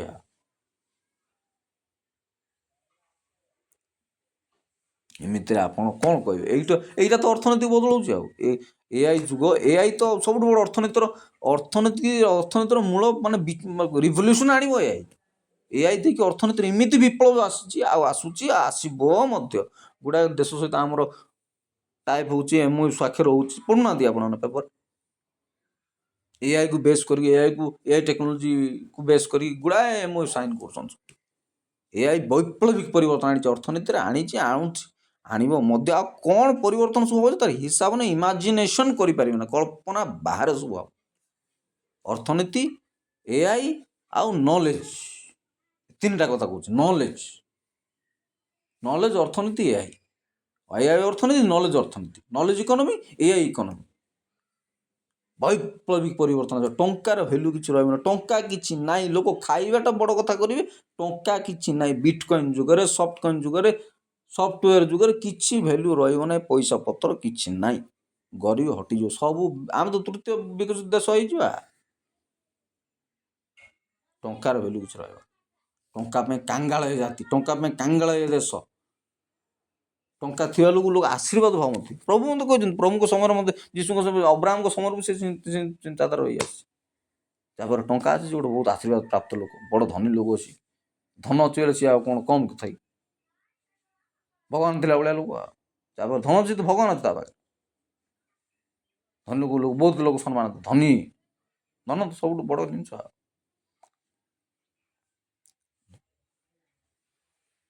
ଏଆଇ, ଅର୍ଥନୀତି, ନଲେଜ ଇକୋନୋମି, ଏ ଚାରିଟା ୱାର୍ଡକୁ ଆପଣ ବୁଝନ୍ତୁ। ତେଣୁ ଏହା କାଈଶ୍ୱରଙ୍କୁ ଦିଅ, ଯାହା କାଈଶ୍ୱରଙ୍କର ତାହା କାଈଶ୍ୱରଙ୍କୁ ଦିଅ, ପୁଣି ଯାହା ଈଶ୍ୱରଙ୍କର ତାହା ଈଶ୍ୱରଙ୍କୁ ଦିଅ। ଈଶ୍ୱରଙ୍କୁ କ'ଣ ଦିଆହେବ? ଆମେ ହେଉଛନ୍ତି ଈଶ୍ୱରଙ୍କର ପ୍ରତିଛବି, ପ୍ରତିମୂର୍ତ୍ତି, ଇମେଜ ଅଫ୍ ଗଡ୍। ଆମକୁ ଦରକାର କରୁଛନ୍ତି ସିଏ। ଆମର ଧନ ସମ୍ପତ୍ତି, କୋଠା ବାଡ଼ି ଆମେ ଦେଇଦେଲେ ଆମେ କିଛି ନାହିଁ। ମନ୍ଦିରକୁ ମୁଁ ଦାନ କରିଦେଲି, ହୁଣ୍ଡିରେ ପକେଇଦେଲି 1,000,000 ଟଙ୍କା, ମୁଁ ଟଙ୍କା ଏତିକି ଦେଲି ମନ୍ଦିରକୁ ଦାନ କରିଦେଲି, ସେ ଜଗନ୍ନାଥ ମନ୍ଦିରକୁ ଦେଇଦେଲି, ସେ ଖ୍ରାଇଷ୍ଟ ଚର୍ଚ୍ଚକୁ ଦେଇଦେଲି, ସେ ଅମୁକ କଲେଜ କରିଦେଲି, ଅମୁକ ଅନୁଷ୍ଠାନ କରିଦେଲି, ସେଟା ନାଇଁରେ ବାପା। ତୁ ଟଙ୍କା ଗୋଟେ ଦେଇ ପକେଇ ଭାବନା ଯୀଶୁ ଦରିଦ୍ର, ଜଗନ୍ନାଥ ଦରିଦ୍ର, ରାମ ଦରିଦ୍ର, କୃଷ୍ଣ ଦରିଦ୍ର କଥା କହନା ମୋତେ। ଏବେ ସେ ରାମ ମନ୍ଦିର ନେଇ କ'ଣ ଗୋଟେ ଚାଲିଛି ଚର୍ଚ୍ଚା, ଗୋଟେ ସେ ସମାଜ ଗୋଟେ ଅଖିଳେଶ ଯାଦବ ଭାଇନା ଆମର କ'ଣ ଗୋଟେ ଧନ୍ଦା ଚଲେଇଛନ୍ତି ସେଠି, କ'ଣ ସବୁ ଚାନ୍ଦା ଫାନ୍ଦା ଆଇଥିଲା, ସବୁ କୁଆଡ଼େ କ'ଣ ଇମ୍ପ୍ଲିମେଣ୍ଟ ହେଇଛି ନା କୁଆଡ଼େ ଗୋଟେ ସେଟା ଗୋଟେ ଫସିଛି, ଖବର ଗୋଟେ ଦେଉଛନ୍ତି 2 ଦିନ ତଳେ। ହୁଣ୍ଡିରେ ପକେଇ ଦେଇକିରି କ'ଣ ନା ଯେ ମୁଁ ହୁଣ୍ଡିରେ ପକେଇଦେଲି, ମୁଁ ଇଏ କରିଦେଲି, ମୁଁ ପୁଣ୍ୟ ଅର୍ଜିବି, ସେ କଥା କ'ଣ? ପ୍ରଭୁ ତୋର ଧନ ଚାହୁଁନାହାନ୍ତି, ପ୍ରଭୁ ତୋର ମନ ଚାହୁଁଛନ୍ତି। ଦିଲରେ ରହିବାକୁ ଚାହୁଁଛନ୍ତି। ଇଏ ଦିଲ ଦିବାନା, ଆମ ଦିଲରେ ଦିବାନ, ଆମେ ଦିବାନା ହବାର ଅଛି। କାହାର ଦିବାନା ହବାର ଅଛି? ଈଶ୍ୱରଙ୍କର ଦିବାନା ହବାର ଅଛି, ଯୀଶୁଙ୍କର ଦିବାନା ହବାର ଅଛି। ଆମ ଦିଲରେ ସେ ଦରକାର, ଜାଗା ଦରକାର, ହୃଦୟରେ ଆମ ଜାଗା ଦରକାର ପରା। ହୃଦୟରେ ଆମେ ତୁମ ବ୍ୟବସ୍ଥା ଲେଖିବା, ଆମ ହୃଦୟରେ ତୁମ ଜାଗା ଦେବୁ, ତମ ହୃଦୟରେ ଆମ ଜାଗା ଦରକାର, ହୃଦୟରେ ଆମେ ରହିବୁ, ଆମେ ହୃଦୟରେ ଆମେ ବ୍ୟବସ୍ଥା ଲେଖିବୁ, ଆମେ ମନ ଦରକାର, ମନରେ ତ ରହିବୁ ଆମେ, ଆଉ ମନ ହୃଦୟ ଦରକାର, ସମୟ ଦରକାର, ଜୀବନ ନାହିଁ, ଜୀବନ ଦେବାର ତ ଯାଇକି ସାକ୍ଷ୍ୟ ମରିଯିବା କଥା ସମସ୍ତେ କହୁନାହାନ୍ତି, ଯାଇ ଫାଶୀ ହେଇଯାଅ, ଯାଇକି ବାଇବେଲ ଟ୍ରାକ୍ ବାଣ୍ଟିବାକୁ ଯାଇକିରି କୋଉଠି ବୁଝିଦେଲେ ହାଣିଦେଲେ ମରିଯାଉ, ସାକ୍ଷ୍ୟ ମରିଯାଉ, ସେ ସାକ୍ଷ୍ୟ ମର କଥା କୁହନ୍ତୁ। ତମ ସମୟ ଯୀଶୁଙ୍କୁ ଦରକାର। ଯୀଶୁ ତମ ଜୀବନକୁ ଚାହୁଁଛନ୍ତି, ମାନେ ତମ ସମୟ ଚାହୁଁଛନ୍ତି। ତମ ସମୟ ଦିଅ, ତାଙ୍କ ବିଷୟରେ ପଢ଼, ତାଙ୍କ ସହିତ ବାର୍ତ୍ତାଳାପ କର, ତାଙ୍କ ସହିତ ସମକ୍ଷେପଣ କର, ସମ୍ପର୍କ ଗଢ଼। ସମ୍ପର୍କ ଗଢ଼ିଲେ ସମ୍ପର୍କରୁ ଶକ୍ତି ତିଆରି ହୁଏ। ଆଜି ପ୍ରସାଦ ମିଳେ ଏତିକି କଥା କହୁଛି, କ'ଣ ମାଗଣା କହୁଛି? 10-12 ବର୍ଷ କାଳ ରିସର୍ଚ୍ଚ କରିଛି, ପଢ଼ୁଛି, ଲେଖୁଛି ବୋଲିକିରି ଏତିକି ଘଣ୍ଟା ଘଣ୍ଟା ଆଜି ପ୍ରବଚନ ଦେଇ ପଡ଼ୁଛି। ପଢ଼ିବାକୁ ପଡ଼େ, ଗଢ଼ିବାକୁ ପଡ଼େ, ସମ୍ପର୍କ ଗଢ଼ିବ। ମୁଁ କ'ଣ ସ୍ୱର୍ଗ ଯାଇକି ଗଢ଼ିକି ଆଇବି ନା କ'ଣ? ସମ୍ପର୍କ ଯୀଶୁଙ୍କ ହାତରେ ରାକ୍ଷୀ ବାନ୍ଧିକି ଆଇବି ନା କ'ଣ? ମୁଁ ତଳେ ବୁଝି, ବାଇବେଲ ତ କଥା କହିବ, ବହି ତ କଥା କହିବ, ପୁସ୍ତକ କଥା କହିବ, ବହି ପୁସ୍ତକରୁ ତ କଥା କହିବ, ସେଇଥିରୁ ତ ପଢ଼ି ବୁଝି ଜାଣି ମୁଣ୍ଡ ରଖିକିରି ବୁଝିକି ପାକୁଳି କରିକିରି ଯେମିତି କହନ୍ତି, ଖାଲି ପଢ଼ିଦେଲେ କିଛି ହେଇଯାଏନି, ପାକୁଳି କରିବାକୁ ପଡ଼େ। ଗାଈ ସବୁ ଖାଇ ଦିଅନ୍ତି ଘାସ, ରାତିରେ କରନ୍ତି ପାକୁଳି, ଚୋବେଇବାକୁ ପଡ଼େ, ଭାବୁଥିବାର ଅଛି। ଲେଖକ କବି ଭବିଷ୍ୟତ ଲେଖକ କବି ଜ୍ଞାନୀ ଗୁଣୀ ଏମିତିରେ ହେଇଯାଆନ୍ତିନି, କେତେ ହଜମ କରନ୍ତି, ତାପରେ ଯେ ପ୍ରାକ୍ଟିକାଲ କଥା ସେମାନଙ୍କ ପାଟିରୁ ବାହାରେ। ତ ମୁଁ କୋଉ ଟପିକରେ ଥିଲି? ପାଶୁରି ରହିଲି।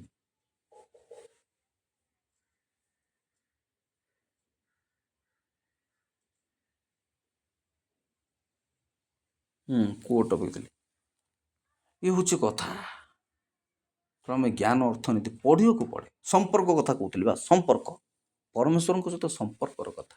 ସମ୍ପର୍କ ଗୋଟେ ଦିନର, ଗୋଟେ ସେକେଣ୍ଡର ହବ। ସେ ସେକେଣ୍ଡଟା ପାଇବା ପାଇଁ, ସେ ସମୟଟା ପାଇବା ପାଇଁ ଆପଣଙ୍କୁ ସାରା ଜୀବନ ସଂଘର୍ଷ କରିବାକୁ ପଡ଼ିବ। ସାରା ଜୀବନ ତପସ୍ୟା କରିକି ବି ଲୋକ ପ୍ରଭୁଙ୍କୁ ପାଆନ୍ତିନି। ଆଉ ଜଣେ ଜଣେ ଅଛନ୍ତି ଗୋଟାଏ ଡାକରେ, ଗୋଟାଏ ମୁହୂର୍ତ୍ତରେ ଈଶ୍ୱର ତାଙ୍କ ପାଖକୁ ପଳାନ୍ତି। ସେ ସେମିତି ଅନ୍ତର ଥିବା ଦରକାର, ସେମିତି ହୃଦୟ ଥିବା। ତେଣୁ ଗୋଟେ ଗୀତ ଅଛି, ଡାକଟାଏ ଦେଲେ ସିଂହାସନ ଯିବ ଟଳି। ଆକୁଳ ଅନ୍ତରେ ଡାକଟାଏ ଦେଲେ ସିଂହାସନ ଯିବ ଟଳି।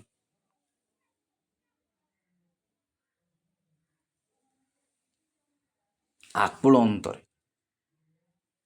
ସେ ଅନ୍ତର ବ୍ୟାକୁଳତା, ସେ ଅନ୍ତରର ଆକୁଳତା, ଅନ୍ତରରେ ଥିବା ଭାବକୁ, ଅନ୍ତର ଯାହା ମୁହଁ କହିପାରୁନଥିବ ସେ କଥାକୁ ମଧ୍ୟ ପ୍ରଭୁ ବୁଝିପାରନ୍ତି। ତେଣୁ ଗୋଟେ କଥା ଅଛି, ହାନାନା ପନିନା ସାମୁଏଲର ମା ଯିଏକି ପ୍ରାର୍ଥନା କରୁଥିଲେ, ଇଲକାନା ତାଙ୍କୁ ଦେଖିକି କହିଲେ, ଇଏ କ'ଣ ମଦ ଫଦ ପିଇକି ଆଇଛି ନା କ'ଣ? ଖାଲି ଓଠ ଖାଲି ଥରୁଛି, ଖାଲି କାନ୍ଦୁଛି, କିଛି କହିପାରୁନି। ହୃଦୟର ଅକୁହା କଥାକୁ ବି ପ୍ରଭୁ ଜାଣନ୍ତି। ଏ ମଦ ଫଦ ପିଇକି ଆଇଛି ନା କ'ଣ ମାଇକିନା? ଇଲକାନା ସେ ଭାବିଲେ ମନ ମନେ, ଦ୍ରାକ୍ଷାରସ ପିଇଛି ନା କ'ଣ? ହୃଦୟର ଅକୁହା କୋହ, ଅକୁହା କଥା, ଅବ୍ୟକ୍ତ ଭାବନାକୁ ବି ପ୍ରଭୁ ବୁଝିପାରନ୍ତି। ହୃଦୟର ଅବ୍ୟକ୍ତ ଭାବନା, ଅବ୍ୟକ୍ତ, ଯୋଉଟା ବ୍ୟକ୍ତ କରି ହୁଏ ନାହିଁ, ଯୋଉଟା କହି ହୁଏ ନାହିଁ, ଭାଷାରେ ପରିପ୍ରକାଶ କରି ହୁଏ ନାହିଁ। ଭାଷା ବି ଯେତିକି ଭାଷା ପୃଥିବୀରେ ଅଛି, ସବୁ ଭାଷା ବି ମଣିଷର ସବୁ ଭାବନାର କଥାକୁ, କଳ୍ପନାକୁ ପରିପ୍ରକାଶ କରିବା ପାଇଁ ଅକ୍ଷମ। କେବଳ ସେଟା ଈଶ୍ୱର ହିଁ ବୁଝିପାରନ୍ତି। ମନର ଅକୁହା ବେଦନା, ଅକୁହା କଥା, ଅକୁହା ଚିନ୍ତା, ଅକୁହା ଥଟ୍, ଥିଙ୍କିଂ, ଭାବନା ସବୁ ସେ ବୁଝିପାରନ୍ତି। ତେଣୁ କୁହାଯାଏ, ଭାବକୁ ନିକଟ ସହ ଭାବକୁ ଦୂର, ଭକ୍ତିରେ ମିଳଇ ହରି ତର୍କେ ବହୁ ଦୂର। ଭାବନାରେ ସେ ଥିବା ଦରକାର। ଭାବନାରେ ତୁମେ ଥିଲେ, ଚେତନାରେ ତୁମେ ଥିଲେ, ହଜିବିନି ମୁଁ। ଗୀତ ଅଛି।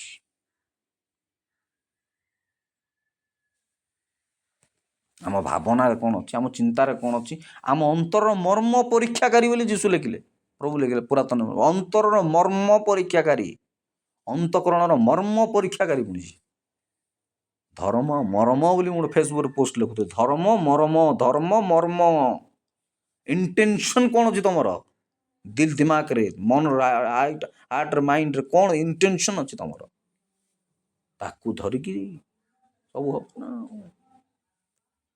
संपर्क गोटे दिन रही जाए, सबुदिन प्राक्ट करा, सबुदिन बाइबल पढ़ा पड़े। भगवान सहज जिन मिल जाए क्या सस्ता पड़ी कि एमएलए रो गोटे अपॉइंटमेंट पाई देखा करने 10 मिनट आपन मसे लगे पड़े विचार आज्ञा फोन फान कर पीए को धर आकु धर मंत्री विधायक धरिकी प्रभु पर सी सी कौन डाकदेले हो सेमती अच्छा व्यक्ति विशेष भक्त जो मैंने गोटाए डाकदेले पाखे आसिक हाजर हो जाती।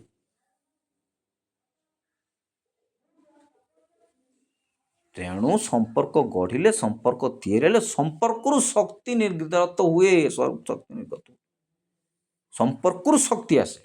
आपड़ जो एमएलए को जानते, एमपी की जानते, मंत्री की जानते, मुख्यमंत्री जानते, प्रधानमंत्री आप पाक लोक तेज आप लोक से आपंकर शक्ति रे बापा से भी पावरफुल लोक तार बहुत हैंड अच्छी रे, तार बहुत हैंड अच्छी बोले लोक तार बहुत हैंड अच्छी तार बहुत हाथ अच्छी, बहुत दूर हाथ अच्छी तार शक्ति कौटू आसला ता हाथ आसला तो सहित लोक बड़ बड़ लोक संपर्क तार शक्तिटा आसला, तार चिन्ह जना बेसी अच्छी।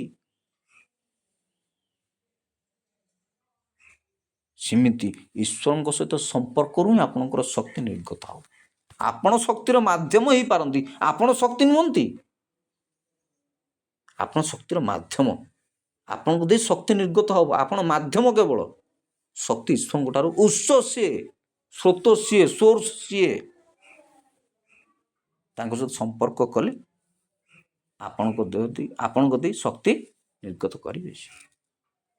तेणु सहित संपर्क स्थापन कर गोटे दिन वर्ष वर्ष लगे सी कौन गोटे कथा पढ़ुली खंज परा खंज पढ़ी 33 वर्ष 43 वर्ष 33 वर्ष 44 वर्ष पढ़ी सी कि बत्सवा कूपनिकट बेत्सवा ना कौन बेत्साइदा कूपनिकट अपेक्षा करते आस स्वयं जीशु आसिले पाक स्वयं जीशु आस मुझे चाहूँ तुम सुस्थ हो से कूप मत पशि पार नी खंज सी जा आगे किए पशि जाऊला दूत आसी पा उबुटुबु करने पूर्व सेमती अपेक्षा कर संपर्क हम संपर्क शक्ति आस संपर्क तो आजिकल बॉयफ्रेंड गर्लफ्रेंड संपर्क संपर्क आ कौन एक्स्ट्रा मैरिटल अफेयर्स चलुचे एक्स्ट्रा मैरिटल अफेयर्स बाहर दैहिक आउ क्या सहित मत रखिदे पार जोटा कि परमेश्वर अति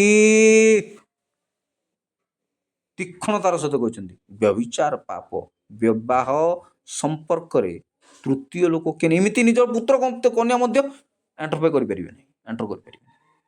विवाह एक अनुष्ठान, विवाह एक पवित्र अनुष्ठान, से संपर्क भितर केवल परमेश्वर ही अच्छा कहीं ना स्वामी स्त्री संपर्क भितर एक्स्ट्रा मैरिटल अफेयर चलती आज 91 परिवार गोटे दीटा ना दीटार 3टा ना पुटे झीटा झीटा डरिया पुटे कले आउ झील को पुओ गाड़ी ना डरिया पिला करेंगे झील गोटे सरला ठप स्वामी क्या सहित चले स्त्री क्या सहित चले जुग से समय से मोबाइल चलला व्हाट्सएप चलला फेसबुक चलला एक्स्ट्रा मैरिटल अफेयर्स ये सब संपर्क सांग ना दोस्ती ना क्लासमेट रूममेट जॉब मेट अमुक मेट समक मेट जबुई मेट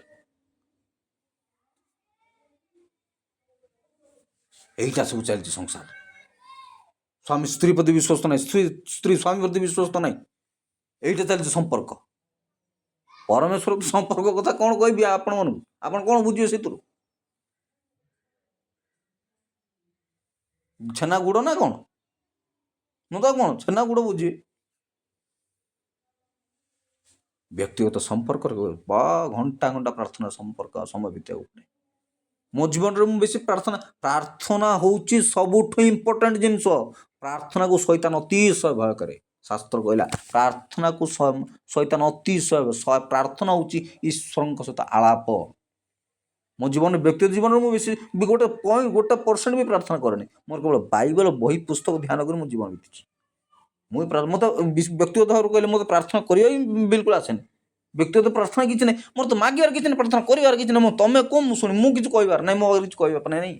बापा माँ भाई भौणी देच शांति देच खुशी देच घरे खाऊ पीऊँ अच्छी जहाँ अच्छी अभाव दूच किसी दरकार ना मोर किसी मागिबार ना किसी मागिबार ही ना मोर व्यक्ति जीवन में बिल्कुल प्रार्थना गोटे पर्सन भी नहीं कि बहुत भूल करे बोले कौन कर पढ़ुची लिखुची शास्त्र पढ़ुची बाइबल पढ़ुची बही पुस्तक पढ़ुची मन मन भावुची चिंताधारा करुच्ची बाइबल पढ़ुची ये सब टाइम से बीतुची ईश्वर को भावना सब रखुची भावना रखुची कि प्रार्थना नहीं कि शास्त्र गला प्रार्थना अति गुरुत्वपूर्ण जिनस मुझे प्रार्थना माँ पाक फोन कर प्रार्थना करी जेकोसी लोक भी हो प्रार्थना फोन कर मुझे ईश्वर कौन चाहूँ प्रभु प्रभु मन मो प्रति कौन अच्छी मुझे जाना चाहिए मुझे प्रार्थना कैनि प्रायतः कैनि केवल हे प्रभु से खाइला बेले बसला बेले उठे प्रभु ठीक अच्छे प्रभु धन्यवाद प्रभु थैंक यू प्रभु एति तो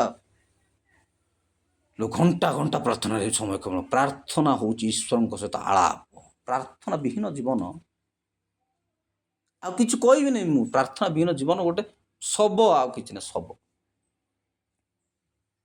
लुप्त को पकई लुप्त को ढाली अश्रु बारी धारी आश्रा दियो ढाली बोली गीत अच्छी नयनर कौन गोटे गीत अच्छी नयनर बारी जाए झरी झरी आश्रा दियो ढाली एम मन पड़ुन गीतटा तुम देखा पाली ना गोटे गीत अच्छी नयनर बारी जाए झरी झरी मन पड़ना गीतटा पुराना गीतटा एटा कांदी कांदी ईश्वर प्रार्थना करा प्रार्थना जीवन शून्य संपर्क तो कहते एक्सट्रा मैरिटल अफेयर्स चलुची extra marital affairs boyfriend girlfriend जहाँ तो यंग बास तो होउछन छाड़ कथा अलेखा को मांदा सेगुड़ा लेखा को इना अगाड़ी सब किंतु बाहासा हो सारा पर भी पुराना लभर को छाड़बनु स्त्री पुराना लभर छाड़बनु स्वामी ऑफिस भीतर रिलेशनशिप बेपार रिलेशनशिप पेशार रिलेशनशिप पड़ोसी सहित रिलेशनशिप एक्सट्रा मैरिटल अफेयर्स पैसा पतर नहीं टणा अटरा मु जॉब करुच्ची से तू करुचु ये कौन मो पैसा तो पैसा ता पैसा मो पैसा पारिवारिक जीवन शांति नहीं पिलापाणी गति स्थिति नहीं से पिलापाणी मोबाइल धरी मातिले कार्टून देखले वीडियो देखले घंटा घंटा फिल्म टीवी रे नातिले स्वामी स्त्री भीतर निबिड़ तो थिले तो हम ये ता मन बुझा को ना सी ता मन बुझा को ना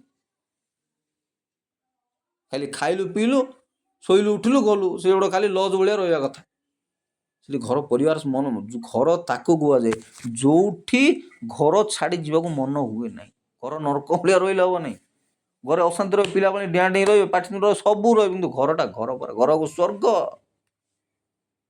घर गोटे स्वर्ग छोट स्वर्ग से घर को नर्क कर विशेषकर माँ मैंने पुरुष मान कथा छाड़ी दिंतु 90% दायित्व हूँ माँ मान घर को किमी रखिए से खाली जॉब कर टाइम पाऊनी से सब एक्सक्यूज दिंतु माँ हूँ घर घर गृहिणी संपर्क किमिति तैयारी हुए संपर्कर परिवेश तैयारी होगा पड़ो स्वामी स्त्री भीतर संपर्कटा सेमती थी पड़ो स्वामी पर आप मस्त आप स्वामी शरीर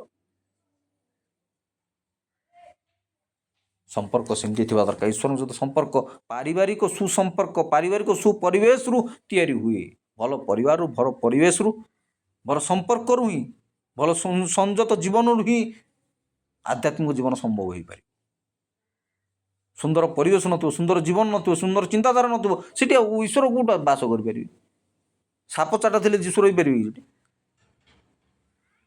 गंधिया परिवेश भल जिन रही पार गोबर गुड़ा गदारे बस किए खाई पार कि गला आम आग निजक सफा करवा निजक क्लीन करवा निजे सफा सुतरा रहा निजे निजक सजाड़ा निजक बिगाड़ी आम सजाड़ बोले हम कि निजक आ सजाड़ निज जीवन को सजाड़ निज परिवार को सजाड़ निज जीवन को सजाड़ संपर्क को सजाड़ परिस्थिति चिंताधारा को सजाड़ हेले सब हम बदला चिंताधारा बदला सजाड़े प्रभु सजाड़ पराक्रांत है लेखा आज बाइबल कौटे राजा बने निज पथ सजाड़ से पराक्रांत है पुरातन नियम लेखाई कौटे राजार कथा मन पड़े कौटे प्रचार शुणुली गाँव में ଜଣେ ରାଜାମଣି ଗୋଟେ ରାସ୍ତା ଜୀବନର ପଥ ସଜାଡ଼ିବାରୁ ପରାକ୍ରାନ୍ତ ହେଲେ। ରାସ୍ତା ସଜାଡ଼ିବାକୁ ପଡ଼ିବ। ତେଣୁ ଯଜ୍ଞ ଭିତରେ କାଠ ସଜାଡ଼ିଲେ, ଏଲିୟନ୍ସ କାଠ ସଜାଡ଼ିଲେ, ବିଭିନ୍ନ ପ୍ରକାର ଭବିଷ୍ୟତ ବକ୍ତା ସବୁ କାଠ ସଜାଡ଼ିକିରି ଯଜ୍ଞବିଧି ନିର୍ମାଣ କଲେ। କାଠ ସଜାଡ଼ିବା ଗୋଟେ ଭାରି ଇମ୍ପୋର୍ଟାଣ୍ଟ। ସଜାଡ଼ିବା ରାସ୍ତା, ଜୀବନ, ଚିନ୍ତାଧାରା, ଘର, ମନ୍ଦିର ସଜାଡ଼ିବାକୁ ପଡ଼ିବ। ହେଲେ ମୁଁ ମଧ୍ୟ ଭାରି ଅବହେଳାରେ ଜୀବନ ବିତୁ। 3-4 ମାସ ହେଲା ମୁଁ ବି ଆଉ ପଢ଼ୁନି। ମୋତେ ବିରକ୍ତ ଲାଗିଲାଣି ମାନେ କ'ଣ, ମୋ ଜୀବନ ପ୍ରତି ବିରକ୍ତ ନାହିଁ। ମୁଁ ଏସବୁ ମୋବାଇଲରେ ମାତି ଗୋଟେ ଫେଡ୍ ଅପ୍ ହେଇଗଲିଣି। ତେଣୁ ଆଉ କିଛି କରିବାକୁ ମୋର ମନ ହେଉଛି। ସେ ମୋବାଇଲଟା ପଢ଼ିଥାଉଛି, ମୁଁ ମୋର ବସିକି ଶୋଇଥାଉଛି, ଉଠିଥାଉଛି, ବସିଥାଉଛି, ଖାଉଥାଉଛି, ପିଉଥାଉଛି, ଖାଇ ପିଇ ବସିଥାଉଛି। ଖାଲି ଶୋଇବାକୁ ବସିବ, ଉଠିବାକୁ, ଖେଳିବ ବୋଲି ଏମିତି ଆଜ୍ଞା ମୁଁ ଇଆଡ଼େ ସିଆଡ଼େ ବୁଲାବୁଲି କରିବା ସବୁ ଖୁସି ରହୁଛି। ଜୀବନ ମୁଁ ସବୁ କରୁଛି, କିଛି ଦୁଃଖ ନାହିଁ। ମୋବାଇଲରେ ମାତି ବିରକ୍ତ ଲାଗେ, ଫେଡ୍ ଅପ୍ ଲାଗେ। ମୋବାଇଲ ଆଉ ଚଲୁନି, ମୋବାଇଲ ପକେଇ ଦେଇ ବସିଥାଉଛି। ତେଣୁ ଈଶ୍ୱରଙ୍କ ସହିତ ସମ୍ପର୍କ ସଜାଡ଼ିବାକୁ ଗଲେ, ତେଣୁ କ୍ରସ୍ କାଠ କ'ଣ? କ୍ରସ୍ କାଠ ମାନେ କ୍ରୁଶର ଅର୍ଥ ହେଉଛି ଲମ୍ବ ଯେଉଁଟା ରହିଲା, ଯେଉଁଟା ତଳୁ ଉପର ଯାଉଛି, ସେଟା ହେଉଛି ଈଶ୍ୱରଙ୍କ ସହିତ ସମ୍ପର୍କକୁ ବୁଝାଏ। ଆଉ ଯେଉଁଟା ସମାନ୍ତର, ଭୂ ସମାନ୍ତର ରହିଲା, ସେଟା ମଣିଷକୁ ମଣିଷ ସହିତ ସମ୍ପର୍କକୁ ବୁଝାଏ। ତେଣୁ ଭୂ ସମାନ୍ତର ଯଦି ଛୋଟ କାଠ, ସେଟା ୟା ତୁଳନାରେ ଯେଉଁଟା ଲମ୍ବ ହେଇକି ଅଛି, ଲମ୍ବ ତୁଳନାରେ ଭୂ ସମାନ୍ତର କାଠଟା ଛୋଟ କାଠ। ଛୋଟଟା ଯଦି ଠିକ୍ ନ ରହିବ, ତାହେଲେ ଏଇଟା ଲମ୍ବାଟା କେମିତି ଠିକ୍ ହେବ? ସମ୍ପର୍କ ସିଆ ମଣିଷ ସହିତ ସମ୍ପର୍କ ଠିକ୍ ନ ରହିବ, ତାହେଲେ ଈଶ୍ୱରଙ୍କ ସହିତ ସମ୍ପର୍କ କ'ଣ ରଖିବ? ଆମେ ବାପା ମାଆକୁ ପିଲା ପାଣିକି ଆମ ପରିବାର ଭିତରେ ସମ୍ପର୍କ ଠିକ୍ ନ ରଖିବ, ଆମେ ଈଶ୍ୱରଙ୍କୁ ସମ୍ପର୍କ ରଖିଲେ କେମିତି ହେବ? ଆଗେ ନିଜେ ହୁଅ, ତାପରେ ସେ ଅନ୍ୟକୁ କହିବ। ଓଇଲା ବେଳେ ଲୋକ କହନ୍ତିନି ଗାଁ ଗହଳିରେ, ନିଜେ ଠିକ୍ ନା ଅନ୍ୟକୁ ଠିକ୍ କରିବା ଭାରି ପଡ଼ୁଛି। ସତ କଥା। ଆରେ କପଟି ନିଜ ଆଖିରୁ କୁଟାଟିକୁ କାଢ଼ି ପକା, ତାପରେ ଆଉ ଜଣ ଆଖିରେ କ'ଣ ଦେଖିବ? ଭୂ ସମାନ୍ତର କାଠଟି ହେଉଛି ମଣିଷ ସହିତ ସମ୍ପର୍କ, ଆଉ ଲମ୍ବଟା ହେଉଛି ଈଶ୍ୱରଙ୍କ ସହିତ ସମ୍ପର୍କ। ଦୁଇଟା ସମ୍ପର୍କରେ ମଣିଷ ରହିବା ଦରକାର, ସୁସମ୍ପର୍କରେ ରହିବା ଦରକାର, ସୁପରିବେଶ। ତେଣୁ ପାଉଲ ଗୋଟେ କଥା କହିଲେ, ଅଧ୍ୟକ୍ଷ ତାକୁ ଚୁନା ଯାଉ, ତାକୁ ରଖାଯାଉ ଯାହାର ଖ୍ୟାତି ଅଛି। ଯେଉଁଟା ଉତ୍ତମ ପରିବାରର ପ୍ରତିପୋଷଣ କରୁଥିବ, ପରିବାରର କୌଣସି କଳଙ୍କ ନଥିବ, ସେଭଳି ଲୋକ ଅଧ୍ୟକ୍ଷ ହେବ। ମଣ୍ଡଳୀର ଅଧ୍ୟକ୍ଷ, ଯାହାର ଖ୍ୟାତି ଥିବ, ସୁସମ୍ପର୍କ ଥିବ, ଲୋକମାନଙ୍କ ସହିତ ଭଲ ସମ୍ପର୍କ ଥିବ, ପରିବାରର ଡିସିପ୍ଲିନ୍ ଥିବ, ଶୃଙ୍ଖଳିତ ପରିବାର ଧାରା ଥିବ। ଯେମିତି ଗୋଟେ ଘର ମୁଖିଆ ହିସାବରେ ତାର ସୁଖ୍ୟାତି ଥିବ, ସେଭଳି ଲୋକକୁ ଚୁନା ଯାଉ, ସେଭଳି ଲୋକ ବଛାଯାଉ, ସେ ମଣ୍ଡଳୀର ଅଧ୍ୟକ୍ଷ ହେଇପାରେ। ଆମର ଯେତିକି ଅଧ୍ୟକ୍ଷମାନେ ଅଛନ୍ତି ଆମ ଗଜପତିରେ, ଏ ସମ୍ମିଳନୀରେ, ମୁଁ ସେ ବିଷୟକୁ ଯାଉନି, କାହାର ବ୍ୟକ୍ତି ବିଶେଷ କଥାକୁ ମୁଁ ଯାଉନି, କାହା କଥାକୁ ଯାଉନି, କାହାର ବ୍ୟକ୍ତିଗତ କଥାକୁ ନେଇକରି ମୁଁ ଟିକେ ଉଲ୍ଲେଖ କରିବାକୁ ଚାହୁଁନି, ସେ ଭିତରକୁ ମୁଁ ଯାଉନି।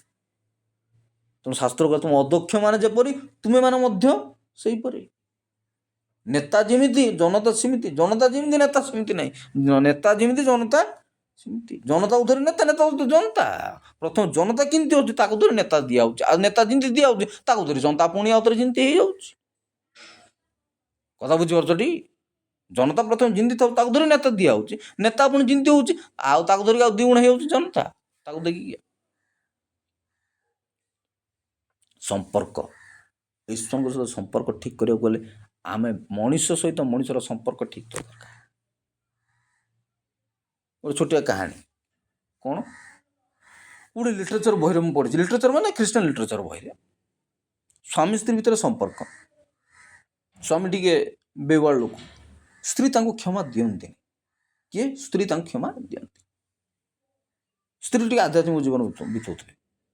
ସ୍ତ୍ରୀଙ୍କର ସେଇଥିପାଇଁ ସେ କ୍ଷମା ନ ଦେବା ଗୁଣ ହେତୁ ତାଙ୍କର ଆଧ୍ୟାତ୍ମିକ ଜୀବନ ସୁଖା ହେଇଯିବ।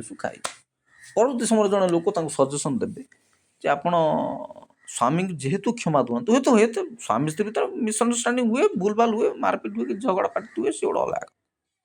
ଆପଣ ଯେହେତୁ ତାଙ୍କୁ କ୍ଷମା ଦେଉନାହାନ୍ତି, ସେଥିପାଇଁ ବୋଲି ଆପଣଙ୍କର ଆଧ୍ୟାତ୍ମିକ ଜୀବନରେ ରୁକ୍ଷାପଣ ଆସିଗଲା, ରୁକ୍ଷପଣ ଆସିଗଲା। ତେଣୁ ଆପଣ ଆମ ସହିତ ସ୍ୱାମୀ ସ୍ତ୍ରୀ ଭିତରେ ସମ୍ପର୍କର ଯଦି ଏମିତି ଥିବ, ଆଉ ବାହାର କଥା ମୁଁ କହୁନି, ପରିବାର ବାହାର କଥା ମୁଁ କହୁନି, କୋଉଠି ବେପାର ବାଟରେ କାରବାରରେ କ'ଣ ହେଉଛି ସେଇଟା ଛାଡ଼ିଦେ, ଚୁଲିକି ଯାଅ। ସ୍ୱାମୀ ସ୍ତ୍ରୀ ଭିତରେ ଯଦି ସମ୍ପର୍କରେ ସୁସମ୍ପର୍କ ନାହିଁ, ଭୁଲଭାଲ ସେ କରୁଛି, ଭୁଲଭାଲ ମୁଁ କରୁଛି, ସ୍ତ୍ରୀ ଭୁଲଭାଲ କରୁଛି, କ୍ଷମା ଦେବାର ମନୋଭାବ, ଆଧ୍ୟାତ୍ମିକ ଜୀବନ ଉଜାଗର ହେବ କିନ୍ତୁ ମାନେ ଉତ୍ଥାନ ହେବ କିନ୍ତୁ ଆଧ୍ୟାତ୍ମିକ ଜୀବନ ଉପରକୁ ଉଠିବ କିନ୍ତୁ ବଢ଼ିବ କିନ୍ତୁ ଆଗ ବୃଦ୍ଧି ସାଧନ ହେବ କେମିତି? ଆଉ ଆମ ପରସ୍ପର କ୍ଷମା ନଥିବ, ଆମ ଭିତରେ ପ୍ରେମ ନଥିବ, ଦୟା ନଥିବ, ଶ୍ରଦ୍ଧା ନଥିବ, ଆଧ୍ୟାତ୍ମିକ ଜୀବନ। ସେଥିପାଇଁ କହିଲେ ଆଧ୍ୟାତ୍ମିକ ଜୀବନ ଜାଗତିକ ନିୟମ ଭିତରେ ହିଁ ଲୁଚିକି ଅଛି, ନିୟମ ନୀତି ଭିତରେ। ସବୁ କଥାକୁ ଧରି ବସିଲେ ହବନି। ଆଉ ଗୋଟେ କଥା, ବାପା ନା ମା ନା ମନେ ପଡ଼ୁନି, ଗୋଟେ ଝିଅ ତାର ସେବା ଶୁଶ୍ରୂଷା କରୁଥିବ, ଚାଲିଛି ତାର ସେବା ଶୁଶ୍ରୂଷା କରିକିରି ଚାଲିଛି, ବାପା ଆଗ ବୋଧେ ହେଇଥିବ, ବହୁତ ସେବା କରୁଛି, ତାର ମରଣ ସଙ୍କଟାପନ୍ନ ହେଇଗଲା ସେ ବୁଢ଼ାର।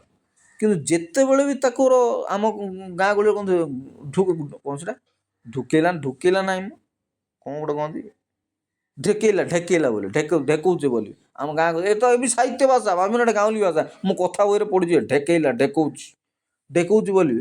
ଏ କୁଟୁକୁଟା ପ୍ରାର୍ଥନା କରୁ ତା ଝିଅ କାନ୍ଦି ଗିଲା, ଏ ବାପା ମୋ ବାପା ମରିଯିବ ହେଇଯିବ। ନେବା ଲୋକ ଖ୍ରୀଷ୍ଟିଆନ ଲୋକ, ସେ ପ୍ରଭୁ ତା ଜୀବନ ନେବା ଆସିଥିବେ, ତା ପ୍ରାର୍ଥନାକୁ ସମ୍ମାନ ଦେଇ ପୁଣି ତା ଜୀବନକୁ ନେବେ ନାହିଁ, ସେ ବୁଢ଼ାର ଜୀବନ ନେବେ। ହଁ ପ୍ରଭୁ ଠିକ୍ ଅଛି, ତା ପ୍ରାର୍ଥନାକୁ ଆମେ ସମ୍ମାନ ଦେଇ ଛାଡ଼ୁ। 2 ଥର 3 ଥର ହେଲା, ତାପରେ ବାଧ୍ୟ ଗୋଟେ ଏମିତିଆ କ'ଣ ତାର ପାରିବାରିକ ଲୋକ ଗୋଟେ ଆସିକି ତାକୁ, ଆଧ୍ୟାତ୍ମିକ ଲୋକ ସେ ମଧ୍ୟ ତାକୁ କହିଲା, ଏମିତିରେ ମା ତୁ ସେବା କରୁଛୁ ଠିକ୍ ଅଛି, କିନ୍ତୁ ସେ ଲୋକ ବଡ଼ ଦହଗଞ୍ଜ ହେଉଛି, ସେଜରେ ପଡ଼ି ସେ ବୁଢ଼ା ହେଇଗଲାଣି, 80 କି 90 ହେଇଗଲାଣି, ସେ ତୁ ସେବା କରୁଛୁ, ସେବା କରି ତ ପ୍ରାର୍ଥନା କରୁଛୁ ମୋର ବାପାକୁ ସେବା କରିବି ବୋଲି ରଖିଛୁ ସେବା କରିକି, ସେ ବଡ଼ ଦହଗଞ୍ଜ ହେଲାଣି। ପ୍ରଭୁ 2 ଥର 3 ଥର ଆସି ତାକୁ ଜୀବନ ନେବାକୁ ଚାହିଁଛନ୍ତି, ତାଙ୍କର ନିଶ୍ୱାସ ନେବାକୁ ଚାହିଁଛନ୍ତି, କିନ୍ତୁ ତୋର ପ୍ରାର୍ଥନାକୁ ସମ୍ମାନ ଦେଇକି ତାକୁ କିଛି କରୁନା। ତା ଜୀବନ ପ୍ରାର୍ଥନାର ଶକ୍ତି କେତେ ଦେଖ, ସମ୍ପର୍କର ଶକ୍ତି କଥା ତ ବୁଝେଇଲି ୟା କାହାଣୀ ପୂର୍ବରୁ, ପ୍ରାର୍ଥନା ଶକ୍ତି କଥା ବି ଦେଖ। ତେଣୁ ପ୍ରାର୍ଥନା, ସମ୍ପର୍କ, ଏସବୁ ଜିନିଷ ବହୁତ ମାଇନେ ରଖେ। ମଣିଷ ସହିତ ମଣିଷ କେମିତି ସମ୍ପର୍କ ରଖିବ, ଈଶ୍ୱରଙ୍କ ସହିତ କେମିତି ସମ୍ପର୍କ ରଖିବ, ଈଶ୍ୱରଙ୍କର ଛବି କ'ଣ, ପ୍ରତିମୂର୍ତ୍ତି କ'ଣ, ମଣିଷ। ଖାଲି ଏମିତି ମଣିଷ I M the image of God କହିଦେଲେ କିଛି ସେମିତି ସୃଷ୍ଟି ପ୍ରଳୟ ହେଇଯାଉନାହିଁ ରେ ବାପା। ହେଉଛି ସେତେବେଳେ ଯଦି ଆମ ସହିତ ଈଶ୍ୱରଙ୍କ ସମ୍ପର୍କଟା କେମିତି ଅଛି, ମଣିଷ ସହିତ ମଣିଷର ସମ୍ପର୍କ କେମିତି ଅଛି, ଭୂସମାନ୍ତର ଆଉ ଗୋଟେ ଲମ୍ବଦଣ୍ଡ, ସମ୍ପର୍କରୁ ଶକ୍ତି। ସମ୍ପର୍କ ସେତେବେଳେ ହେବ ଆମ ହୃଦୟର ଅବସ୍ଥା କେମିତି ଅଛି, ଆମ ମନର ଅବସ୍ଥା କେମିତି ଅଛି। ହୃଦୟ ଅଳନ୍ଧି ହେଇକି ପଡ଼ିଛି, ଗନ୍ଧିଆ ହେଇକି ପଡ଼ିଛି, ସେଠି ପ୍ରଭୁ ରହୁଛନ୍ତି ନା ସାପ ଫଣା ଟିକି ରହୁଛି, ସେଠି ତ ପଡ଼ିଛି କଥା। ଆମ ହୃଦୟରେ ସାପ ଫଣା ଟିକି ରହୁଛି ନା ଯୀଶୁ ଅଛନ୍ତି, ସେଠି ତ ପଡ଼ିଛି କଥା। ଆମ ହୃଦୟର ଅବସ୍ଥାଟା କ'ଣ? ମୁଁ 2 ଦିନ ତଳେ ସ୍ୱପ୍ନରେ ମୋତେ ଗୋଟେ ଭାବନା ଆସୁଥିଲା, ମୁଁ ଗୋଟେ ପ୍ରତିଛବି ଆସୁଥିଲା, ମୋ ବ୍ୟକ୍ତିଗତ ଜୀବନର କଥା ଆସୁଥିଲା ମାନସିକ ଭାବରେ। ମୁଁ ସେଥିପାଇଁ କହିଲି ମଣିଷ ସର୍ବୋତ୍ତମ ଅବସ୍ଥାରେ ହିଁ କ୍ଷୟ ପାଇବାକୁ ଅଭିଶାପ ପାଇଯାଉଛି। ଦାଉଦ ଲେଖିଛନ୍ତି କଥା। ତେଣୁ ଆମେ କ୍ଷୟଶୀଳ ମନୁଷ୍ୟ, ମରିବା ପାଇଁ ଜନ୍ମ ତ ମୃତ୍ୟୁ ପାଇଁ, ଆଉ ମରିବନି କେମିତି? ଚୁଟି ପାଚିବ, ଦାନ୍ତ ଜଡ଼ିବ, ମୋରାଲି ଡିକେ ହେବ, ଏମିତି ସଭ୍ୟ ତ ଯୁଗ ମଧ୍ୟ ସେମିତି ହେଇକି ଧ୍ୱଂସ ହେବ। ମଣିଷ ଯଦି ଡିକେ ହେବ, କ୍ଷୟିଷ୍ଣୁ ସମାଜରେ ରହିକିରି କ୍ଷୟିଷ୍ଣୁ ଜୀବନ ବଞ୍ଚି ଆମେ କ୍ଷୟ ପାଇବା, ମଣିଷ ବି କ୍ଷୟ ପାଇବ, ସଂସାର ବି କ୍ଷୟ ପାଇବ, ସବୁ ତ କ୍ଷୟ ସରିସରି ଆଇବ। ମୋରାଲିଟି ମଧ୍ୟ ଡିକେ ହେବ, ସବୁ ଟେକ୍ନୋଲୋଜି ଡିକେ ହେବ, ସବୁ ପରିବାର ତ ମୂଳ ଜିନିଷ। ପରିବାର ତ ଧ୍ୱଂସ କରିବ ଶୈତାନ, ପରିବାରକୁ ଧ୍ୱଂସ। 91 ପରେ ତ ବାପା ନାହିଁ, ମା ନାହିଁ, ବୁଢ଼ା ନାହିଁ, ବୁଢ଼ୀ ନାହିଁ, ବେଣ୍ଡିଆ ଜାଙ୍ଗିଡ଼ି, ଆଉ କିଛି ନା ପିଲା ଗୋଟେ ଦୁଇଟା ନାହିଁ, ପିଲା ଛୋଟିଆ ପରିବାର, ଆଣବିକ ପରିବାର, ସବୁ ଧ୍ୱଂସ ହେବ। ଏମିତି ହେଇକିରି ବାସ୍ ଜନସଂଖ୍ୟା ତ ବିସ୍ଫୋରଣ କଥା କହିଛି ମୁଁ ଗୁଡ଼ାଏ ଭିଡ଼ିଓରେ, ମୁଁ ଆନାଲିସିସ୍ ଚ୍ୟାନେଲରେ ମୁଁ ଡିସ୍କସ୍ କରେ, ସେ କଥା ଏଠି ଡିସ୍କସ୍ କରୁନି। ଜନସଂଖ୍ୟା ବିସ୍ଫୋରଣରେ ଆଉ ପିଲା ସଂଖ୍ୟା ନାହିଁ, କିନ୍ତୁ ସ୍କୁଲ ବନ୍ଦ, ସ୍କାଲ ବନ୍ଦ, ସବୁ ବନ୍ଦ, କଲେଜ ବନ୍ଦ, ସବୁ ବନ୍ଦ, ଆଉ କିଛି ହେବନି। ଆଉ 1 ରୁ 2 ନାହିଁ, 1 1 1 କଇଁଚ କାଟିଛି ବେକ, ଏହା କାଁ ନୂଆ କଥା କିଛି। ଆମ ହୃଦୟର ଅବସ୍ଥା କ'ଣ, ଆମ ସମ୍ପର୍କ କ'ଣ, ଆମେ କାହାର ମୂର୍ତ୍ତି, ଆମେ କାହାର ପ୍ରତିଛବି, ଏଇ ସବୁ କଥା ତ ଚର୍ଚ୍ଚା ଚାଲିଛି। ସଂସାର ରହିବ କ'ଣ, ସଂସାର ଶେଷ ହେବ, ଧନ ପୁଣି ଧନ, ମୁଦ୍ରା କଥା କହୁଥିଲି ତ, ଧନ ଗୋଟେ ଦେବତା, ଧନକୁ କେମିତି ଇସ୍ତେମାଲ କରିବ, ସେଇଥିରେ ହିଁ ଆଧ୍ୟାତ୍ମିକତାର ରହସ୍ୟ ଲୁଚିକି ଅଛି। ଆଧ୍ୟାତ୍ମିକ ଧନର ଅପଚୟ କରନ୍ତିନି, ସମୟର ଅପଚୟ କରନ୍ତିନି। ସମୟର ବି ହିସାବ ପ୍ରଭୁ ନେବେ, ସମ୍ପତ୍ତି ତାର ବି ହିସାବ ନେବେ, ଧନର ବି ହିସାବ ନେବେ, ସମ୍ପତ୍ତିର ହିସାବ ନେବେ, ଦେଇଥିବା ପ୍ରତିଭାର ବି ହିସାବ ନେବେ। ପାଳକ ଦୃଷ୍ଟି ଲେଖ ଆକର୍ଡିଂ ଟୁ ପାଳକ ଦୃଷ୍ଟି ସମ୍ପତ୍ତି ଧନ ବଳ ସମୟ ଦାନ ପ୍ରତିଭା ସବୁ ଜିନିଷର ପ୍ରଭୁ ହିସାବ ନେବେ ମଣିଷ ପାଖରୁ। କ'ଣ କଲ କ'ଣ କଲୁରେ ପାମର କି କଲୁରେ ଆମର କ'ଣ କଲୁ ତୁ ସମୟ ଧନ ସମ୍ପତ୍ତି ଏତିକି ଦେଲି ଏତେ ପ୍ରାଚୁର୍ଯ୍ୟତା ବଢ଼େଇଦେଲି ତୋ ଜୀବନରେ କ'ଣ କାହା ସେବା କଲୁ କେଉଁଥିରେ ବିନିଯୋଗ କଲୁ କେଉଁଥିରେ ଟାଇମ୍ ସ୍ପେଣ୍ଡ କଲୁ କ'ଣ କଲୁ ତୁ ଏ ଦକ୍ଷତା ପ୍ରତିଭା ଗାଇବା ଶୈଳୀ କହିବା ଶୈଳୀ ଜ୍ଞାନ ବୁଦ୍ଧି ସମୟ ଅର୍ଥ ଧନ ଜ୍ଞାନ ସବୁ ପରିବାର ସମ୍ପତ୍ତି ବାଡ଼ି କୋଠା ବାଡ଼ି ଜମିବାଡ଼ି ସବୁ ଦେଲି କେଉଁଥିରେ ବିନିଯୋଗ କଲୁ ରେ ନାରାୟଣ କେଉଁଥିରେ ବିନିଯୋଗ କଲୁ?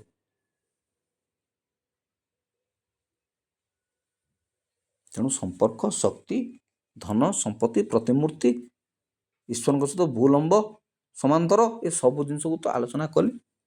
ଅଳ୍ପ ଜ୍ଞାନ ବେଶୀ ବଖାଣି କ'ଣ ଅଳ୍ପ ଜାଣି ବେଶୀ ବଖାଣି ଲୋକ କହନ୍ତି ଆମ ଗାଁ ଗହଳିରେ ଅଳ୍ପ ଜାଣି ବହୁତ ବଖାଣି ଜାଣିଛି ଅଳ୍ପ ବଖାଣି ହେଉଛି ବେଶୀ ବୋଲି ଲୋକ। ମୋର ବି ବୟସ ସେମିତି କିଛି ନାହିଁ ଅଳ୍ପ ଜ୍ଞାନ ମୁଁ ଘରେ ସବୁଠୁ ସାନ ପୁଅ ଭାଇମାନେ ମୁଁ କାହା ଆଗରେ ଏତେ ଫଡ଼ ହୁଏନି ମୁଁ ଫାଙ୍କା ଜାଗା ମିଳେ ଯାଇ ଦୁଇ ପଦ କହିପାରେ ମୋବାଇଲଟା ଧରିକି ମୁଁ ନିଜେ ନିଜେ ଗପେ ମୁଁ କାହା ଆଗରେ କଥା କହିଲେ ଘରେ ସବୁ ହସନ୍ତି ଇଏ କ'ଣ ଗୋଟେ ଆମକୁ ଶିକ୍ଷା ଦେଉଛି ଇଏ କ'ଣ ଗୋଟେ କହି ପକାଉଛି କାହିଁକିନା ଭାଇ ଥିଲା ମୋର ପାଷ୍ଟର ବାପା ମୋର ପାଷ୍ଟର ବଡ଼ବାପା ଥିଲେ ପାଷ୍ଟର ଜେଜେବାପା ଥିଲେ ଦିକନ ବୁଝିଲେ ଟି ବଡ଼ବାପାଙ୍କର ପୁଣି 2 ପୁଅ ପାଷ୍ଟର।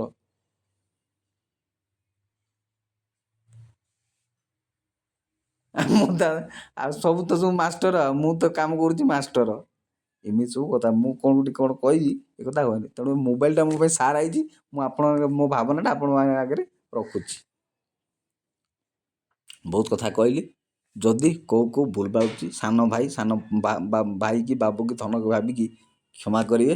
ମୁଁ ସେମିତି ଶିକ୍ଷା ଦେବା ବୟସ ନାହିଁ ଆମ ଲୋକମାନେ ସେମିତି ବୁଝନ୍ତିନି ତୁ କିଏ ଆମକୁ ଶିକ୍ଷା ଦେବୁ ତୋର ବୟସ କେତେ 40 45 50 ନେଲେ ଚାରିପଦ ଲୋକ ଗାଁରେ କି ଗଳିରେ କହିବାକୁ ସୁଯୋଗ ଏ ଭେଣ୍ଡିଆ ଚିହ୍ନେ ଯେ ନିଶ ଉଠିଛି ଏମାନେ କ'ଣ ଏମାନେ ସବୁ କହିବେ ଏ ବୟସରୁ କ'ଣ ଏମାନେ କହି ପକାଇବେ ଏମିତି ଭାବନ୍ତି ବୁଝିପାରୁଛନ୍ତି ବୟସରେ ଗୋଟେ ଶିକ୍ଷା ଦେବା ବୟସ ନୁହଁ ବାହାସା ହେଇକିରି ବୁଲିବା କଥା ଝିଅ ଧନ୍ଦା କରିବା କଥା ଏସବୁ ଚର୍ଚ୍ଚା କରିବାଟା ଲୋକଙ୍କୁ ଅଦ୍ଭୁତ ଲାଗେ ଏ ବୟସରେ ଏତେ ସବୁ କଥା ଅଦ୍ଭୁତ ଲାଗେ ଲୋକଙ୍କୁ କିନ୍ତୁ ମୋର ଜୀବନରେ କିଛି ଲକ୍ଷ୍ୟ ନା ଖାଲି ଜ୍ଞାନ ପାଇବି ପଢ଼ିବି ଲେଖିବି ଏଇସବୁ କହିବେନି କହିଲେ ବଡ଼ ହାଣ୍ଡିରେ କୁଣ୍ଡିରେ ଗିନାରେ ତାଟିଆରେ ପେଡ଼ିରେ କୁଣ୍ଡିରେ ଟେବୁଲରେ ଚୌକିରେ ସବୁଠି ମୋର ବହି ପୁସ୍ତକ ଗଦାକି ରଖିଛି ମୋ ଘରେ ଏଠି ହଉ ପୁଇପଡ଼ାରେ ହଉ ଘରେ ହଉ ସବୁଠି ହାଣ୍ଡି କୁଣ୍ଡି ଗିନା ତାଟିଆ ସବୁଠି ବହି ପୁସ୍ତକ ମୋର ମା ବିରକ୍ତ ଏ ପୋଡ଼ିଦେବି ଜାଳିଦେବି ଫୋପାଡ଼ି ଦେବି ଫିଙ୍ଗିଦେବି ନିଆଁ ଲଗେଇଦେବି ମୁଁ ହସେ କାହିଁ ତୁ ସେମିତି କରୁବୁ ନା ମୋ ଇଚ୍ଛା ହେଲା ମୁଁ ଯୋଉଠି ରଖି ତକିଆରେ ମୁଣ୍ଡରେ ଗୋଡ଼ରେ ହାତରେ ସବୁଆଡ଼େ ବହି ପୁସ୍ତକ ମୋର ସେମିତିରେ ମୁଁ ହସୁଛି ମୋ ଦିଦିମାନେ ବିରକ୍ତ ମୋ ମା ବିରକ୍ତ ଭାଉଜମାନଙ୍କ କଥା ମୁଁ କହୁନାହିଁ କାହା ଆଗରେ ମୁଁ ସେମିତି ହେଉନି ଦିଦିମାନେ ବି ବିରକ୍ତ ଏ ରଖିଦେଲି ଫିଙ୍ଗାଡ଼ି ଦେଲି ଏ କହିବାକୁ ବଡ଼ପଣ ଭଳିଆ ହେଇଯାଉଛନ୍ତି ସେତିକି ପଢ଼ୁଛୁ ଜାଣିଛି ବୋଲିକିରି ଏତେ କଥା ଆପଣମାନଙ୍କ ଆଗରେ ପେଶ କରୁଛି। ପଢ଼ନ୍ତୁ ଶିଖନ୍ତୁ ବଞ୍ଚନ୍ତୁ ଆପଣମାନଙ୍କ ଆଗରେ ଜ୍ଞାନ କଥା 4 କଥା କହିଲି ଯଦି ଭଲ ଲାଗିଲା ଗ୍ରହଣ କରିବେ ନାଇଁ ହେଲେ ଭୁଲିଯିବେ ସଲା କଥା ରହିଲି ଏଥିସହିତ ବହୁତ ଧନ୍ୟବାଦ।